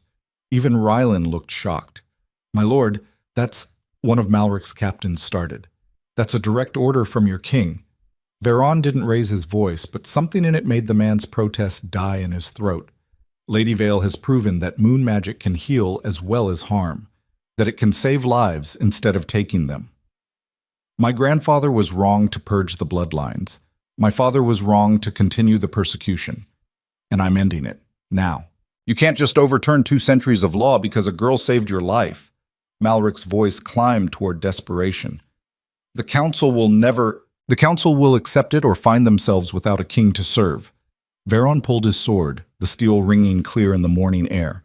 Because here's what's going to happen. You're going to dismiss your soldiers and surrender yourself for trial on charges of treason, conspiracy, and attempted regicide. Or we settle this right here with steel, and I promise you that won't end the way you want it to. Malric looked at the blade, at the 200 loyal soldiers behind Veron, at the woman radiating moon magic who'd just casually rewritten the rules of imperial succession. The old advisor was smart enough to do the math. This isn't over, he said quietly. Even if you kill me, even if you change every law in the Empire, there are forces at work you don't understand, powers that have been waiting for this moment. What forces? Solera stepped forward. What are you talking about? Malric's smile was cold and knowing. You think I'm the only one who remembered the old bloodlines, who preserved the knowledge your precious purge tried to destroy. There are others, and they won't be satisfied with half measures and political theater. Veron's instincts screamed warning. Where? Who? You'll find out soon enough. Malric gestured to his soldiers. Stand down, all of you. This battle is lost. But the war, the real war, hasn't even started. The soldiers lowered their weapons, confusion evident on faces that had expected blood and gotten surrender instead. Malric descended the cathedral steps slowly, moving like a man heading to his own execution but somehow still in control. Captain Rylan moved to take him into custody, binding the advisor's hands with rope that looked almost ceremonial in its careful application. Malric didn't resist, didn't protest, just stood there wearing a smile that made Veron's skin crawl. Something was wrong. Everything Malric had done, the timing, the documents, the public confrontation, it had all been too neat, too perfect. Like the opening move in a game where the real objective hadn't been revealed yet. My lord, Rylan's voice cut through his thoughts. What should we do with the prisoner? Take him to the palace. Maximum security. No visitors without my direct authorization. Veron sheathed his sword. And double the guard on Lady Vale's quarters. If Malric's telling the truth about other forces, we need to assume she's still a target. I can protect myself. Solera's magic flared briefly, silver light dancing across her fingers. I just bound 2 dynasties together with power most people think is extinct. I'm not some helpless, "You're the most valuable person in this empire right now." Baron moved closer, lowering his voice. "Which makes you the most likely target for anyone who wants to destabilize what we just built. So yes, you can protect yourself. But you're getting guards anyway because I'm not losing you to some assassin's knife after everything we just went through." Their eyes met, something passing between them that felt heavier than politics or strategy. "Fine," she said. "But I'm not hiding in my quarters while you deal with whatever Malric was hinting at. If there's a threat to the Empire, I want to know about it." Veron should have argued, should have pulled rank and ordered her to safety while he handled the dangerous work of investigating conspiracies. But looking at the determination in her storm-gray eyes, he knew that argument was already lost. "All right, but we do this smart. No unnecessary risks. We find out what Malric knows before we go charging into whatever trap he's set." Agreed. They rode back to the palace in formation, Malric secured in the center of the column, looking entirely too calm for a man heading to a treason trial. The city had woken fully by now, citizens lining the streets to watch their king return with a prisoner and a woman who'd just reshaped imperial history. Word would spread fast. By nightfall, everyone in the capital would know that the Moon Dynasty had returned and then abdicated in the same breath. By morning, the entire empire would be asking questions about what it meant and who was really in charge. Veron had built his rule on certainty, on the absolute knowledge that he held power and wouldn't hesitate to use it. Now he'd voluntarily complicated that certainty with bloodline claims and magical bonds, and a woman whose very existence challenged everything the Empire had believed for 200 years. His father would have called it weakness. His grandfather would have had him executed for treason against the family legacy. But riding through the capital with Solara beside him, and the combined weight of 2 dynasties on his shoulders, Veron felt something he hadn't experienced in years. Hope. Terrifying and fragile and utterly unfamiliar. They locked Malric in the deepest cell beneath the palace, a stone chamber that had been designed to hold the most dangerous prisoners the Empire had ever captured. Guards posted at every entrance. No windows. No way in or out except through 3 locked doors and a corridor monitored day and night. It should have felt secure. Instead, Veron couldn't shake the feeling that he'd just done exactly what Malric wanted. He found Solara in the council chamber an hour later, standing at the window overlooking the city. She'd changed into clothes that actually fit, dark leather and silver fabric that made her look less like a prisoner and more like someone who belonged in a palace. Her copper hair caught the afternoon light, and for a moment Veron just watched her, trying to reconcile the forest healer with the woman who'd casually rewritten imperial law that morning. "You're staring," she said without turning around. "Just trying to figure out if you're real or if I imagined this entire week." She turned, almost smiling. "If you imagined it, your imagination is cruel. I'd rather be back in the forest than dealing with imperial politics. You had your chance to run, multiple times." "I know." She moved away from the window. "Which is either the smartest decision I've ever made or the stupidest, still deciding which." Veron crossed to the table where maps and reports waited, the endless work of keeping an empire running. "We need to talk about what happens next. You mean what happens now that I've handed you the legitimacy to actually change things?" She sat across from him. "Are you going to follow through, or was that just something you said to win the confrontation?" The question should have offended him. Instead, it just made him respect her more. She wasn't going to let him coast on promises. She wanted action. "I meant what I said." He pulled out a fresh sheet of parchment, started writing. Formal decree reinstating moon magic as legal practice throughout the Empire.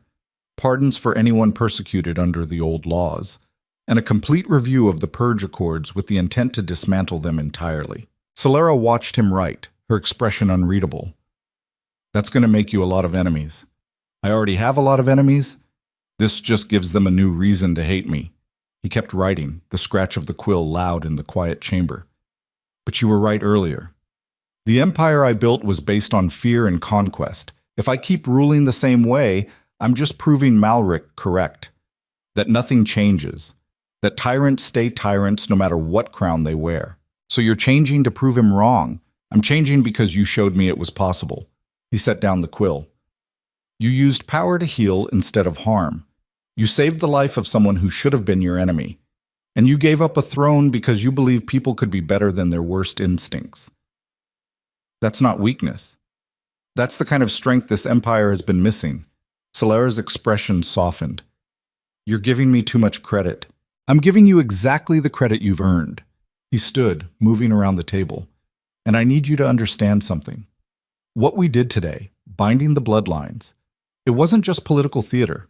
The magic sealed something between us, connected us in ways I'm still trying to understand. I felt it too. She met his eyes. When the light hit, it was like our souls touched. Just for a moment. And I saw... She hesitated. I saw everything you've been carrying. All the violence and decisions and weight of keeping an empire together through sheer force of will. It should have terrified me. But it didn't. No. It made me realize why you are the way you are. Why you had to be. She stood, closing the distance between them. And it made me want to help shoulder that weight, because no one should have to carry that much alone. Varen felt something crack in his chest, some barrier he'd been holding for so long he'd forgotten it was even there. This woman who should have hated him, who had every right to demand his head for crimes his family had committed against hers, was offering to stand beside him instead. The smart part of his brain, the part that had kept him alive through a dozen assassination attempts and 3 major rebellions, screamed that this was a trap, that trust was weakness, that letting someone past his defenses was the fastest way to end up with a knife in the back. But the rest of him, the part that had been dying slowly under the weight of isolation and calculated cruelty, wanted desperately to believe her. I don't know how to do this, he admitted. How to rule without fear. How to build instead of just conquering and holding. Then we figure it out together. She reached up, her hand touching his face with a gentleness that felt almost foreign. Because I don't know how to navigate imperial politics, or command armies, or any of the 1,000 things a queen would need to know. But I know how to heal. And maybe that's what this empire needs most. The word queen hit him like cold water. We never talked about, I never assumed. I abdicated my claim to you, she said, not to the throne, which means if we're binding the bloodlines properly, there's really only one way that works long term. Marriage. She nodded. Political alliance, symbolic unity, whatever you want to call it. But yes, that's what the magic sealed. That's what the Empire will expect. And what do you want? The question came out rougher than he'd intended, but Solara didn't flinch. I want to stop pretending this is just politics. Her hand was still on his face, her storm gray eyes searching his. I want to admit that when you held me in that tent during the rainstorm, I felt something shift. When you stood in front of the council and defended me against your own nobles, something changed. And when we joined hands this morning and the magic exploded between us, I knew. Knew what? That this was always where we were heading. From the moment I saved you in that forest to right now. We've been circling this truth the whole time. Varen's hand came up to cover hers, holding it against his face. I'm not good at this. At feelings or vulnerability or any of the things you probably deserve. I don't need you to be good at it. I just need you to be honest. She moved closer. Can you do that? Yes. Then tell me what you're thinking right now, what you're really thinking. That I want to kiss you. That I've wanted to since the cathedral when you stood there radiating power and told an entire empire that you were choosing me. That the thought of losing you terrifies me more than any battle or rebellion ever has. He took a breath. And that I have no idea how to reconcile wanting something for myself with 15 years of training that says wanting anything makes you weak. Wanting doesn't make you weak. Acting on it without thought makes you reckless. She smiled, small and real. Big difference. Is there? Yes. And right now I'm asking you to be reckless with me. Just this once. She kissed him before he could overthink it, before the voice in his head that sounded like his father could start listing all the reasons this was strategically unsound. Her lips were soft against his, tasting like hope and possibility, and a future he'd never let himself imagine. Varen pulled her closer, one hand tangling in her copper hair, the other settling at the small of her back. The kiss deepened, gentle, turning to desperate, and he felt the magic stir between them again. Not explosive like at the cathedral, but steady and warm, like a fire built to last instead of burn out. When they finally broke apart, both breathing hard, Solara was smiling. "So," she said, "was that reckless enough for you?" Getting there, his voice came out hoarse. "Though we should probably discuss—" The door slammed open. Captain Ryland stumbled in, his armor scorched and his face bleeding from a cut above his eye. Behind him, the sounds of fighting echoed through the palace corridors, steel on steel, shouting, the distinctive crack of magic being unleashed. "My lord," Ryland could barely get the words out. "We're under attack. The palace, they came from inside. Malric's people were already here. How many?" Varon was already moving, grabbing his sword from where it leaned against the wall. "Dozens. Maybe 100. They've seized the east wing and they're pushing toward the throne room." Ryland wiped blood from his face. "They're not trying to kill everyone. Just capture key positions, like they're planning to stage a coup." Solara's voice was ice. Malric didn't surrender. He let himself get captured so his people could attack from inside while our defenses were focused outward. Varon's mind raced through tactical options. The palace guard numbered maybe 500 total, but they were scattered throughout the massive complex. If Malric's people had seized key positions first, they could hold those choke points almost indefinitely. "The throne room," he said. "If they take that, they can claim legitimacy. Declare Malric the interim ruler while they hold me for trial or execution. How many guards do we have between here and there? Maybe 50. Ryland checked his sword. "Not enough to break through if they've fortified. Then we don't go through. We go around." Varon moved to a side panel in the wall, pressed the hidden release. A section of marble swung inward, revealing a dark passageway. "Escape route. Leads directly behind the throne room. We can hit them from the back while they're expecting an assault from the front." "That's suicide." Solara grabbed his arm. "If they know about the escape routes—" "They don't. Only the royal family knows these passages." Varon looked at Ryland. "Get every available guard and assault the throne room from the main entrance. Make noise. Make them think that's our only play. We'll come in behind and crush them between two forces. And if you're wrong, if they do know about the passages, then I die proving I was serious about changing." He pulled free of Solara's grip gently. "But I'm not letting them take this palace. Not after everything we just sacrificed to hold it together. I'm coming with you. Absolutely not. You need me." Her magic flared. "If they're using moon magic against you, if Malric has other descendants fighting for him, you'll need someone who can counter it. And I'm the only person in this palace who can." She was right. Varon hated it, but she was right. "Fine, but you stay behind me and you don't take unnecessary risks. We get in, we take back the throne room, and we end this." Solara nodded, her expression set. Ryland saluted and ran back into the corridor, already shouting orders. Within seconds, Varon could hear the palace guard mobilizing, boots pounding against marble as they formed up for an assault. He turned to Solara. "Last chance to change your mind." "Not a chance." She called silver light to her hands. "Let's go remind them why you don't start a coup against a man who's survived 15 years of people trying to kill him." They entered the passage, darkness swallowing them immediately. Varon led the way from memory, one hand on the stone wall to guide him, the other holding his sword ready. Behind him, Solara's magic provided just enough light to see by without advertising their presence. The passage twisted and turned, following the palace's original structure before all the additions and expansions. Varon's grandfather had built these routes as a last resort, a way for the royal family to escape if the palace ever fell. He'd never imagined they'd be used for exactly this kind of infiltration. They heard the fighting before they saw it, the clash of steel, shouting, the distinctive sound of magic being wielded against flesh and stone. The passage opened into a small alcove behind the throne room, hidden behind a tapestry that showed Varon's grandfather's coronation. He pressed his eye to the gap between fabric and wall. The throne room had been transformed into a war zone. Malric's forces, maybe 60 men in mismatched armor, had barricaded the main entrance and were fighting a desperate holding action against Ryland's assault. Bodies littered the marble floor. Blood pooled around the obsidian throne. And standing in the center of it all, directing the defense with cold precision, was someone Varon had hoped never to see again. Lord Darius Nightshade, noble from the southern provinces, supposedly executed 10 years ago for attempting to resurrect moon magic and overthrow the Duskbane dynasty. Apparently, the execution had been faked. Solara hissed between her teeth. I know him. My mother spoke of him. He was one of the old bloodline keepers, the ones who preserved the knowledge when everyone else forgot. He's supposed to be dead. Looks very alive to me. Her magic intensified. And he's using moon magic, advanced techniques, the kind that takes decades to master. As if to prove her point, Nightshade raised his hands and silver light exploded from his palms.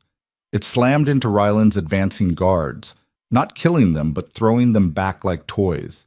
The man was strong, trained, everything Malric had needed to make this coup work. We need to move now. Veron gripped his sword before he realizes we're here. Together? Solara's hand found his.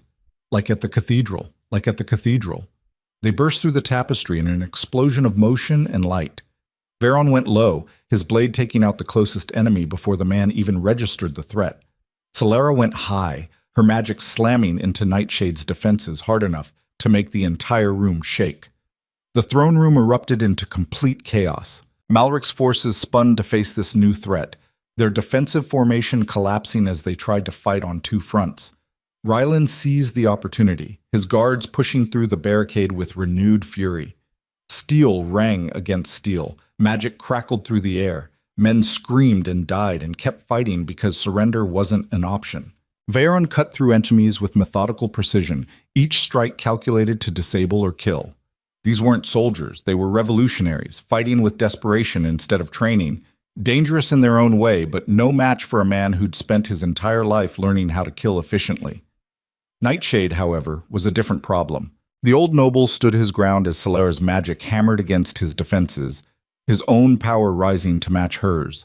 Silver light filled the throne room until it was almost blinding, two practitioners of ancient magic locked in a battle that should have been impossible. You can't win this. Nightshade's voice carried over the fighting. Even if you kill me, there are dozens more waiting, hundreds. The bloodline survived, girl. We survived, and we're taking back what was stolen by destroying everything. Solara's power surged by tearing the empire apart and plunging it into civil war. That's not justice. That's revenge. Sometimes they're the same thing. He struck back, not with magic, but with a blade that appeared in his hand like he'd conjured it from nothing. Silver steel, etched with symbols that glowed with power. It cut through Solara's defenses like they were paper, forcing her back toward the throne. Veron saw it happening in slow motion, the blade coming around in an arc meant to take her head clean off. Solara's magic flickering as exhaustion set in, the moment of vulnerability that would end everything. He moved without thinking. His body slammed into Nightshade's, taking them both to the ground in a tangle of armor and limbs. The silver blade clattered away across marble. Veron's sword fell somewhere in the chaos. They grappled hand to hand, raw strength against magical enhancement, two men fighting for control while the battle raged around them. Nightshade was faster, his magic giving him speed and power beyond what any normal human should possess. But Veron had spent 15 years fighting enemies who wanted him dead. And he'd learned that speed didn't matter if you were willing to take damage to land a killing blow. He let Nightshade's fist connect with his ribs, felt something crack, used the momentum to get his hands around the man's throat. Squeezed, kept squeezing even as Nightshade's magic burned his palms, kept squeezing even as his broken ribs screamed protest. The old noble's eyes went wide, his magic sputtered, and then Solara was there, her power slamming down like a hammer, pinning Nightshade to the floor with force that made the stone crack. "Stay down," she hissed, "or I show you exactly how destructive moon magic can be when it's not used for healing." Nightshade stayed down. Around them, the fighting was ending. Malric's forces were surrendering or fleeing, Ryland's guards securing the throne room position by position. Bodies lay scattered like broken dolls, testament to how quickly violence could reshape a room. Veron stood slowly, each breath agony from his cracked ribs. He retrieved his sword, moved to stand beside Solara over Nightshade's prone form.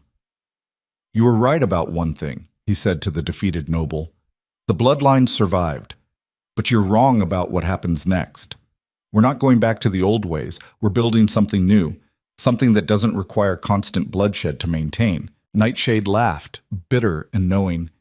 "You think you can change centuries of hatred with pretty words and a political marriage? You're a fool, Duskbane. The empire your grandfather built will eat you alive the moment you show weakness. Then I'll make sure I never show weakness. Veron pressed the tip of his blade against the man's throat. But I will show mercy, which is more than you or Malric ever offered anyone. He looked up at Rylan. Secure him. Maximum security. And find out how many more of Malric's people are in the palace. I want every single one identified and contained by sunset. Yes, my lord. Guards moved forward to take Nightshade into custody. The old noble went without resistance, still wearing that knowing smile like he'd already won some victory Veron couldn't see yet. Solara touched his arm. You're hurt. I've been hurt worse. He tried not to wince as his ribs protested. We need to secure the rest of the palace, make sure this was the only assault. Veron, her voice went gentle. You just took a blade meant for me and fought a moon magic practitioner hand to hand with broken ribs. You're allowed to acknowledge your hurt later, after we've made sure the empire isn't about to collapse. He started toward the throne, each step sending fresh waves of pain through his torso. Right now we need to show strength, need to prove that this coup failed. He made it 3 more steps before his legs decided they were done. The world tilted sideways, and he would have hit the marble hard if Solara hadn't caught him, her arms surprisingly strong as she eased him down to sit with his back against the throne. Stubborn man, she muttered, her hands already glowing with healing magic. Hold still. The silver light washed over him, warm and soothing, and Veron felt his ribs start to knit back together. The pain didn't disappear, but it became manageable, enough that he could breathe without wanting to scream. Thank you. Don't thank me yet. She sat beside him, her own exhaustion evident. We still have to deal with whatever Malric was planning, and Nightshade said there were more of them. I know. Baron looked around the throne room at the damage, the bodies, the blood-staining marble that had gleamed pristine just hours ago. This isn't over. No, it's really not.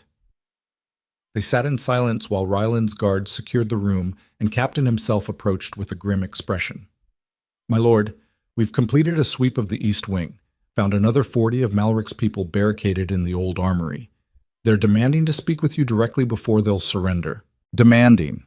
Veron pushed himself to his feet despite Solara's protest. Tell them they have 10 minutes to lay down their weapons or we burn them out. My lord, if we... 10 minutes. I'm done negotiating with traitors today.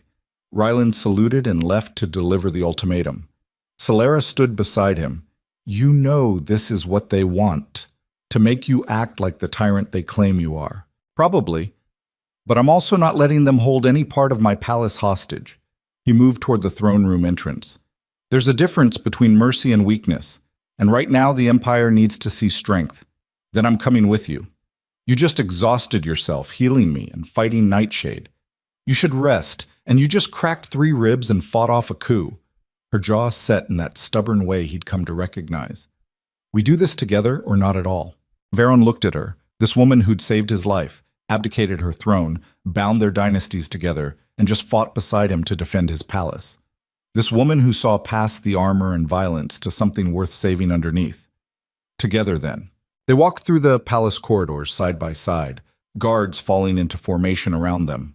Every step toward the old armory felt like walking toward something inevitable, some confrontation that had been building since the moment Solara had used her magic to pull him back from death. The armory stood at the far end of the East Wing, a massive chamber filled with weapons from 3 generations of conquest. Malric's remaining forces had barricaded themselves inside, the heavy oak doors reinforced with furniture and scrap metal. Ryland stood outside with 200 guards, waiting. They refused to surrender, he reported. Say they'll only speak to you and Lady Vale together. Claim they have information about the real threat. The real threat. Veron looked at the barricaded doors. What does that mean? They wouldn't say, my lord, just that you need to hear it before more people die. It's a trap, Solara said. Has to be. Probably. But if there's even a chance they know something about what Malric and Nightshade were really planning, Veron moved toward the doors. Open them. My lord, that's... Open them. I'll go in alone. Not alone. Solara stepped beside him. Together. Remember. The guards pulled the doors open slowly, weapons ready for ambush. But no attack came. Instead, the armory stood quiet, except for 40 men and women kneeling in the center, their weapons laid out in front of them in neat rows. And standing among them, chains on his wrists but that same knowing smile on his face, was Lord Malric. "Welcome, my king," the old advisor said. "I've been waiting for you." Vaeron had walked into enough traps in his life to recognize the architecture of one when he saw it. The kneeling soldiers, the weapons laid out too neatly. Malric standing there wearing chains like they were theater props instead of restraint. Everything about this scene screamed careful orchestration, and yet he kept walking forward because sometimes the only way through a trap was straight into its jaws. Solera's hand brushed his arm, a silent question. He gave the smallest nod. Together, like they'd promised. They stopped 10 feet from Malric, close enough to talk without shouting, but far enough that a sudden rush wouldn't close the distance before they could react. Vaeron's hand stayed loose on his sword hilt, his body already mapping exit routes and threat vectors, even though his ribs still ached from the throne room fight. "You wanted to talk," Vaeron said. "So talk." Malric's smile was thin and sharp. "I wanted to show you the truth before you made a decision you'd regret." He gestured at the kneeling soldiers. "These people aren't rebels or traitors. They're survivors. Descendants of bloodlines your grandfather tried to exterminate. And they came here not to overthrow you, but to test whether you meant what you said in the cathedral. Test me." Vaeron felt his jaw tighten. "By staging a coup and seizing my palace. By giving you a choice under pressure." Malric's voice stayed calm, reasonable, the tone of a teacher explaining something to a particularly slow student. Anyone can make promises when they're trying to prevent a civil war. But what do you do when that war starts anyway? When the people you've oppressed for 200 years decide they're done being oppressed? Do you fall back on the methods that built this empire, fear and violence and absolute control? Or do you actually try something different? The words landed like blows because they were true. Vaeron had spent the last hour doing exactly what Malric predicted, threatening to burn out anyone who didn't surrender, moving to crush resistance the way he'd always crushed it. The fact that it was his palace being attacked didn't change the fundamental equation. "You killed my guards," Vaeron said. "Spilled blood in my throne room. That's not a test, that's treason. We defended ourselves when attacked." Malric gestured at the laid-down weapons. "But notice we're not fighting now. We could have made this a bloodbath. Nightshade alone could have brought down half the palace if he'd wanted to. Instead, we contained the violence to specific areas and waited for you to arrive." "Why?" "Because the real enemy isn't you, my Lord King. It's what you represent. The system. The empire built on genocide and maintained through terror. And we needed to know if you were serious about changing it or just saying pretty words to keep a woman in your bed." Vaeron's sword was halfway out of its sheath before Solera's magic flared. Not directed at anyone, just a pulse of silver light that made everyone in the armory freeze. "Enough!" Her voice cut through the tension like a blade. "You want to talk about truth, Lord Malric? Then let's be truthful. You orchestrated this entire situation. The documents, the public confrontation, the coup. All of it was theater designed to force Vaeron into a position where he'd have to choose between his old methods and something new." Her eyes blazed. "You manipulated both of us like pieces on a game board. Guilty." Malric didn't even pretend to deny it, because that's what it takes to change an empire. You don't ask nicely. You don't wait for the people in power to grow consciences. You force their hand and make them show their true nature. And if Vaeron had chosen violence, if he'd decided to burn you all out instead of coming here to talk, then we'd know the answer. Malric's expression hardened. We'd know that nothing had really changed, that the Crimson King was still the same tyrant who'd been ruling for 15 years. And we'd act accordingly. The silence that followed felt dense enough to cut. Vaeron understood now. Understood the full scope of what Malric had built. It wasn't a coup designed to succeed. It was a test with only two outcomes. Either Vaeron proved he'd changed, or he proved he hadn't, and the real rebellion would start. Every move had been calculated to strip away his options until the only thing left was his core nature. Manipulative bastard had forced him into a moment of truth and called it justice. "You're right," Vaeron said quietly. The words seemed to surprise everyone, including Malric. "I was planning to burn you out. I gave the order. 10 minutes to surrender or face fires. That was my instinct. My training. Everything I've learned about holding power told me that mercy in a moment like this is weakness. He looked around the armory at faces marked by fear and determination in equal measure. And if Solara hadn't stopped me, if she hadn't insisted on coming here together, I would have done it. Would have proven you exactly right about who I am. Malric's expression shifted, calculation giving way to something that might have been genuine surprise. But here's the thing about change, Varen continued. It's not a switch you flip. It's not a decision you make once and then you're done. It's 1,000 small choices made over and over, usually in moments when every instinct you have is screaming at you to fall back on what's worked before. He moved closer to Malric. You wanted to test me. Fine. You've succeeded. I failed your test. I chose violence. But I'm still here, still talking, still trying to find another way.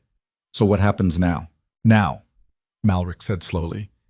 You have to decide if you're willing to pay the price of real change. What price? These people, he gestured at the kneeling soldiers, they're guilty of treason by the laws you enforce. They attacked your palace, fought your guards, attempted to seize your throne. Under current imperial law, the punishment is execution. Every single one of them. I know the law. Varen had written half of it himself, so enforce it. Malric's voice went soft. Show the Empire that law matters more than mercy. Execute us all and prove that the system still works, that order still holds. Or pardon us and watch every noble in the realm realize that challenging you carries no real consequences. Either way, you lose something. It was an elegant trap. Execute them and prove nothing had changed.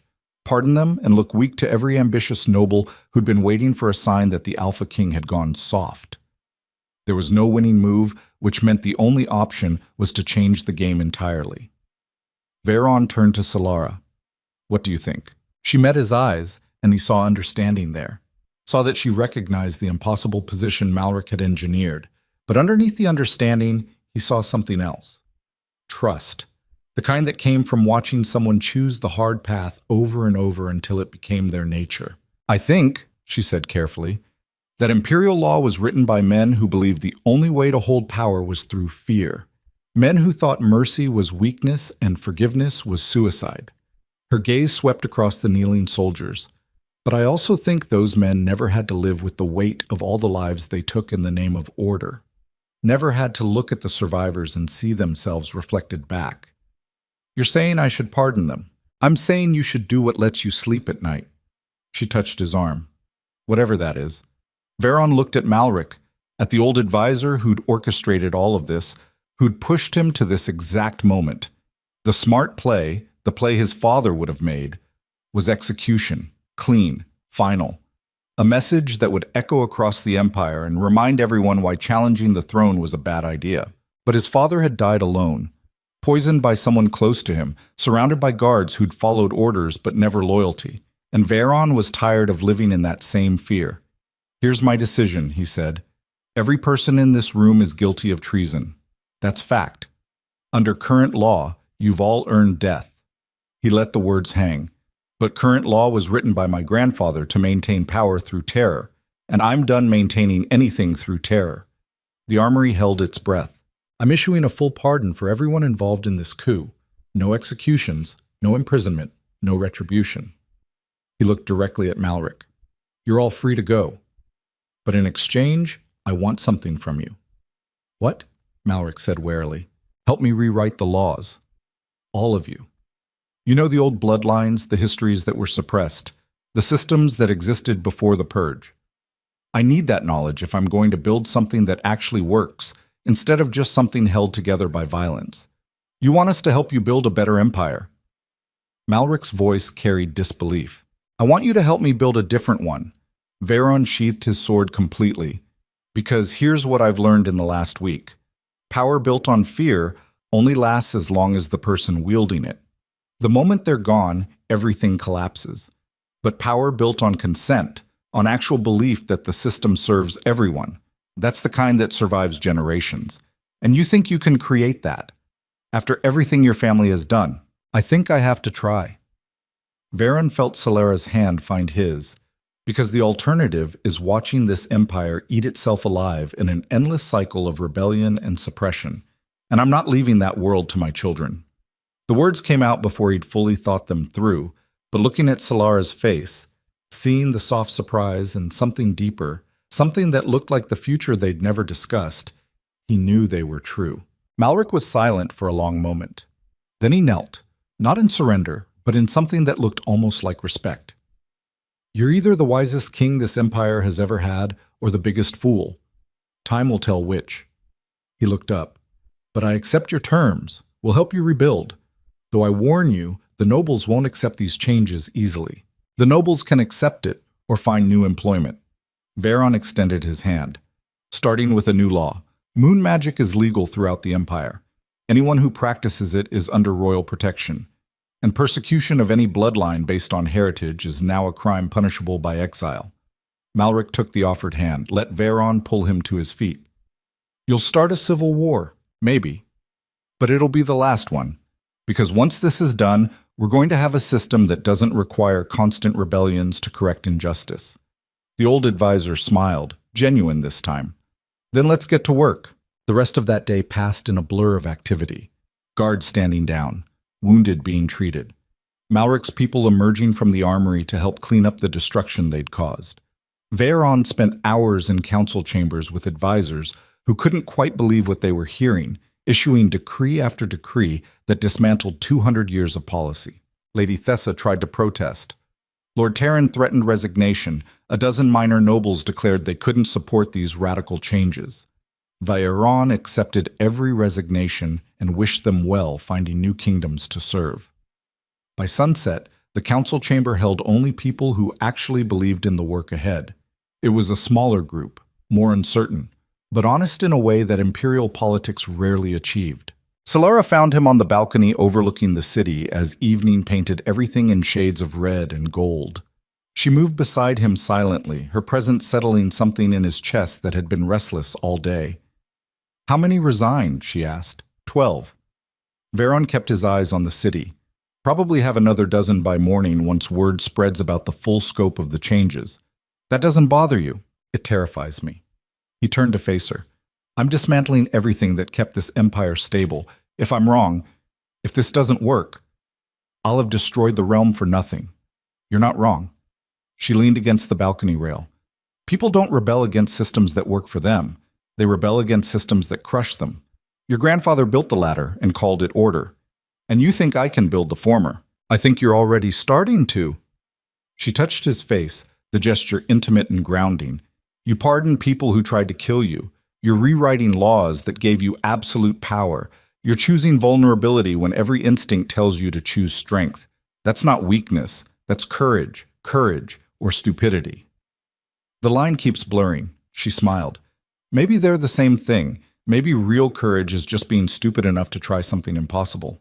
Veron pulled her closer, his arms wrapping around her waist. When this is over, when the empire is stable and we've rebuilt everything, I want to do this properly. The marriage, the binding, all of it. This being us. This being us.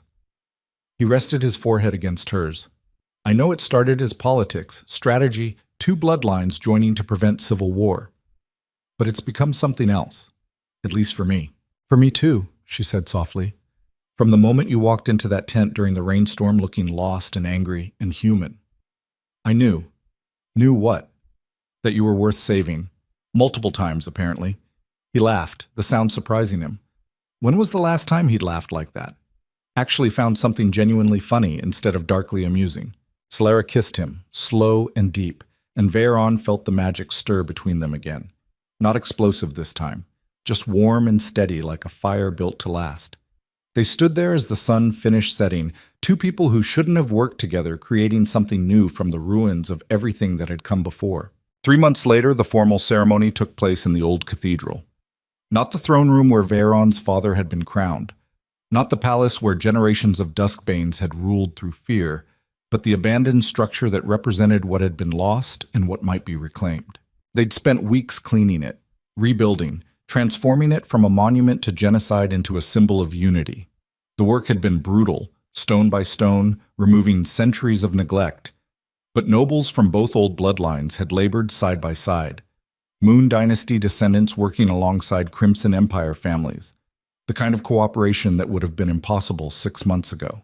Veron stood at the altar wearing black and silver, the colors of both dynasties woven together. Captain Ryland stood beside him as his second, the young officer looking uncomfortable in formal dress, but proud in a way that had nothing to do with ceremony. The cathedral filled with witnesses, not just nobles, but common people, farmers and merchants, and workers who'd never been allowed in imperial ceremonies before. Varen had insisted. If he was building an empire on consent instead of fear, everyone needed to see what that looked like. Malric sat in the front row wearing advisor robes again, officially reinstated after a lengthy trial where he'd confessed to everything and been pardoned anyway. The old bastard looked smug, like he'd planned this outcome from the beginning. He probably had. Music swelled. The crowd rose. And Celera appeared at the far end of the cathedral. She wore silver and copper, her dress flowing like liquid metal, her hair loose around her shoulders. Moon magic made her skin glow faintly, not enough to be obvious, but enough that everyone watching knew exactly what she was, what she represented. The last heir of a dynasty thought extinct, walking toward a throne that had tried to destroy her people, choosing to bind herself to it anyway. She walked alone because she'd insisted.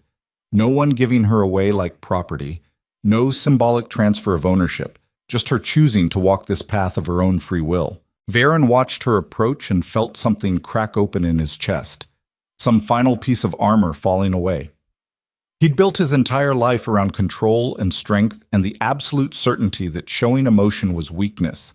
But looking at her now, seeing the woman who'd saved him and challenged him and stood beside him while he rebuilt his entire understanding of power, he couldn't pretend anymore. She reached the altar, took his hands, and smiled. "Ready," she whispered. Terrified, he admitted, "Good. That means it matters." The ceremony was simple, no elaborate rituals, no hours of symbolic gestures. Just two people standing before witnesses and making promises they intended to keep. Varen spoke first, his voice carrying through the cathedral. "I was taught that power comes from making people fear you, that strength means never showing weakness, that rulers stand alone because trust is a luxury empires can't afford." He met Celera's eyes. "Everything I was taught was wrong. Power comes from giving people reason to stand with you. Strength means choosing the harder path when the easier one would destroy who you want to be. And rulers who stand alone eventually fall alone." He took a breath, aware of hundreds of people watching, and made the hardest admission of his life. "I spent 15 years being the king I thought I needed to be. Cold, brutal, uncompromising, and I was dying inside, one cruel decision at a time. You saved me from that. Not just from the poison in the Ashen Valley, but from becoming something so broken that no amount of power could fill the emptiness." Tears tracked down Celera's face, but her smile never wavered. "So here's my promise to you," Varen continued. "I will never stop trying to be worthy of the faith you placed in me. I will build an empire where your magic is celebrated instead of feared, where your children, our children, can grow up without learning to hide what they are. And I will love you with every piece of who I'm trying to become." Celera's turn. Her voice was steady despite the tears.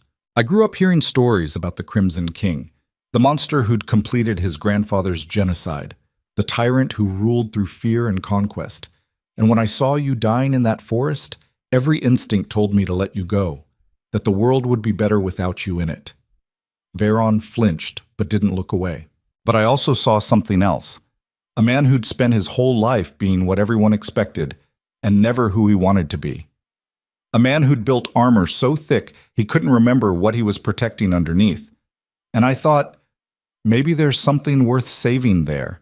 Maybe if someone just gives him a reason to try." She squeezed his hands. "So here's my promise. I will stand beside you while you rebuild this empire. I will use my magic to heal the wounds your family created. I will be your conscience when the old instincts rise up and tell you fear is easier than trust. And I will love you, not the king you were taught to be, but the man you're choosing to become." The binding happened without ceremony.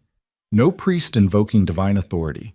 Just their hands clasped together and magic rising like silver fire, sealing vows that felt more sacred than any words could make them.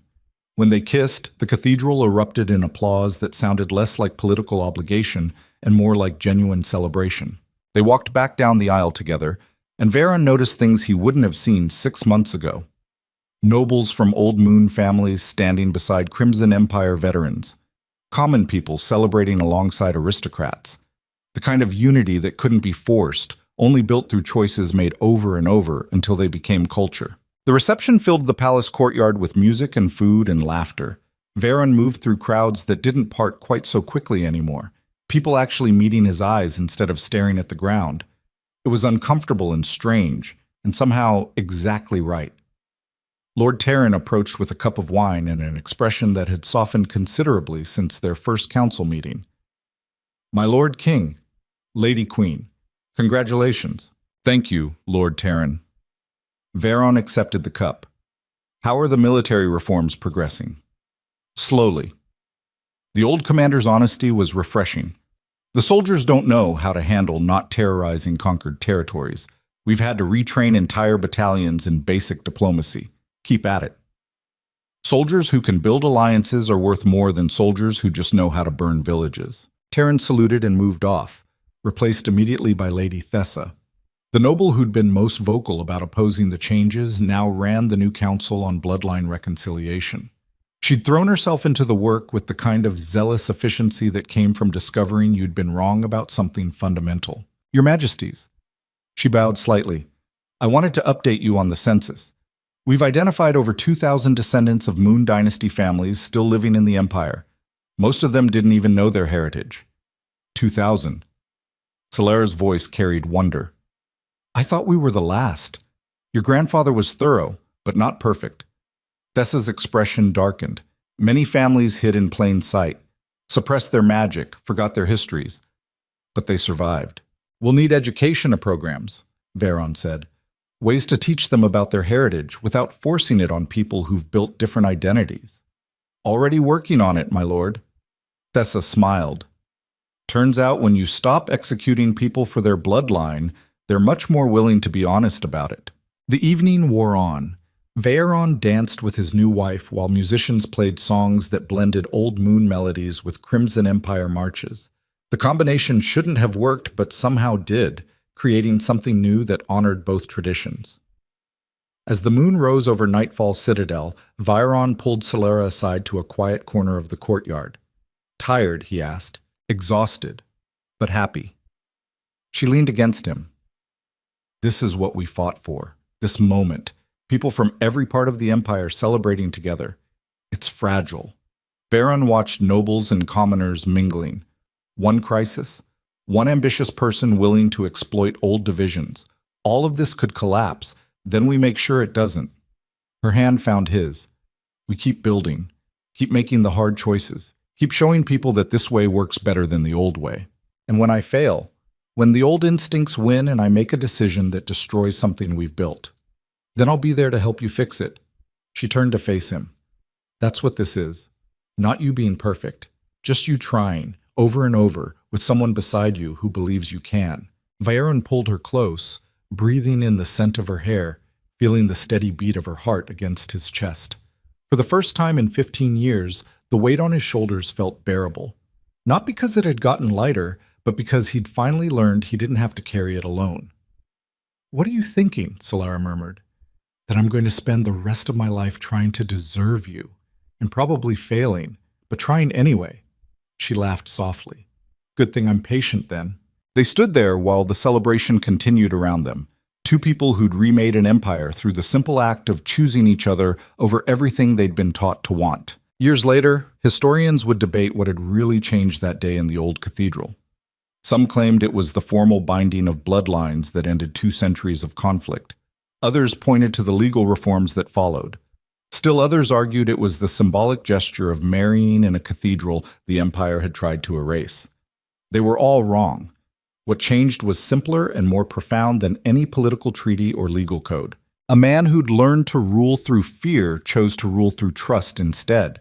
And an empire that had been built on the bones of the conquered slowly transformed into something that might actually last beyond the next rebellion. It wasn't fast, it wasn't easy. There were setbacks and failures and moments when the old ways looked easier than the new ones. But Veron had learned something in that forest when Solera's magic had pulled him back from death. He'd learned that change wasn't a destination, it was a direction. And as long as you kept moving toward becoming something better than you were succeeding even when it felt like failing. 10 years later, Nightfall Citadel had changed. The black marble still gleamed, the towers still pierced the sky. But the building itself felt different. More windows, more light, more evidence of people living instead of just surviving. Vieron stood in the same balcony where he'd watched the city that first night with Solara. But the view had transformed. New construction sprawled across districts that had been slums. Markets thrived where poverty had reigned. And in the distance, the old cathedral stood fully restored, its bells ringing to mark hours instead of mourning what was lost. "Father," a voice called from inside. He turned to find his daughter running toward him, 7 years old and already showing signs of moon magic in the silver glow that flickered around her hands when she got excited. Behind her, moving at a more dignified pace, came Solara carrying their son. "Mama says dinner is almost ready," his daughter announced. "And Uncle Malric is here again being boring with papers." "Those boring papers are the new trade agreements with the Eastern Kingdoms." Solara joined him at the balcony, settling their son on her hip. "We're establishing formal relations with realms that were hostile 6 months ago. Progress then. Slow progress. But yes." She looked out over the city. "Do you ever miss it? The old way, when things were simpler." "Simpler isn't the word I'd use." Vieron pulled her close with one arm while his daughter attached herself to his leg. "Easier, maybe. Clearer. You rule through fear and you always know where you stand. But I wouldn't trade this for anything." He looked down at his daughter's silver-touched hair, at his son's curious eyes. "They're growing up in an empire where magic is celebrated, where bloodlines don't determine worth, where challenging authority doesn't mean automatic execution." "Just delayed execution," Solara teased. "Very delayed, with extensive appeals process." Their daughter tugged his sleeve. "Are you and Mama talking about boring ruler stuff again?" "Probably." Vieron scooped her up. "What would you rather talk about?" "The story. The one about the forest and the king who was dying and how Mama saved him, even though he was scary. I've told you that story 100 times. Tell it again." She settled against his chest. "Please." Vieron looked at Solara, saw the soft smile on her face, and carried his daughter inside toward the dining hall where Malric would be waiting with papers, and Lord Terran would arrive late with apologies, and Lady Thessa would probably try to start a policy debate over dessert. "All right," he said, "one more time." And as he told the story, editing out the truly brutal parts, keeping the essence of two people finding each other across impossible circumstances, Vieron realized something profound. He'd spent his whole life trying to build a legacy that would last, an empire so powerful, so feared, that it would endure for generations after he was gone. But the legacy that mattered wasn't the territory he'd conquered, or the laws he'd written, or even the reforms he'd fought for. It was this. His daughter listening to a story about choosing compassion over cruelty. His son growing up never knowing what it meant to hide his magic. An empire learning slowly, painfully, imperfectly, that strength didn't have to mean dominance. That was the legacy worth building, and it would outlast any throne. Solara met his eyes across the dinner table while Malric droned on about tariff structures, and their daughter demanded more bread, and their son tried to use infant magic to levitate his cup. She smiled, that same smile from the forest when she'd decided he was worth saving, and Vieron smiled back, grateful every single day that she'd made that choice, that they'd both kept making it over and over until it became who they were instead of just what they'd chosen.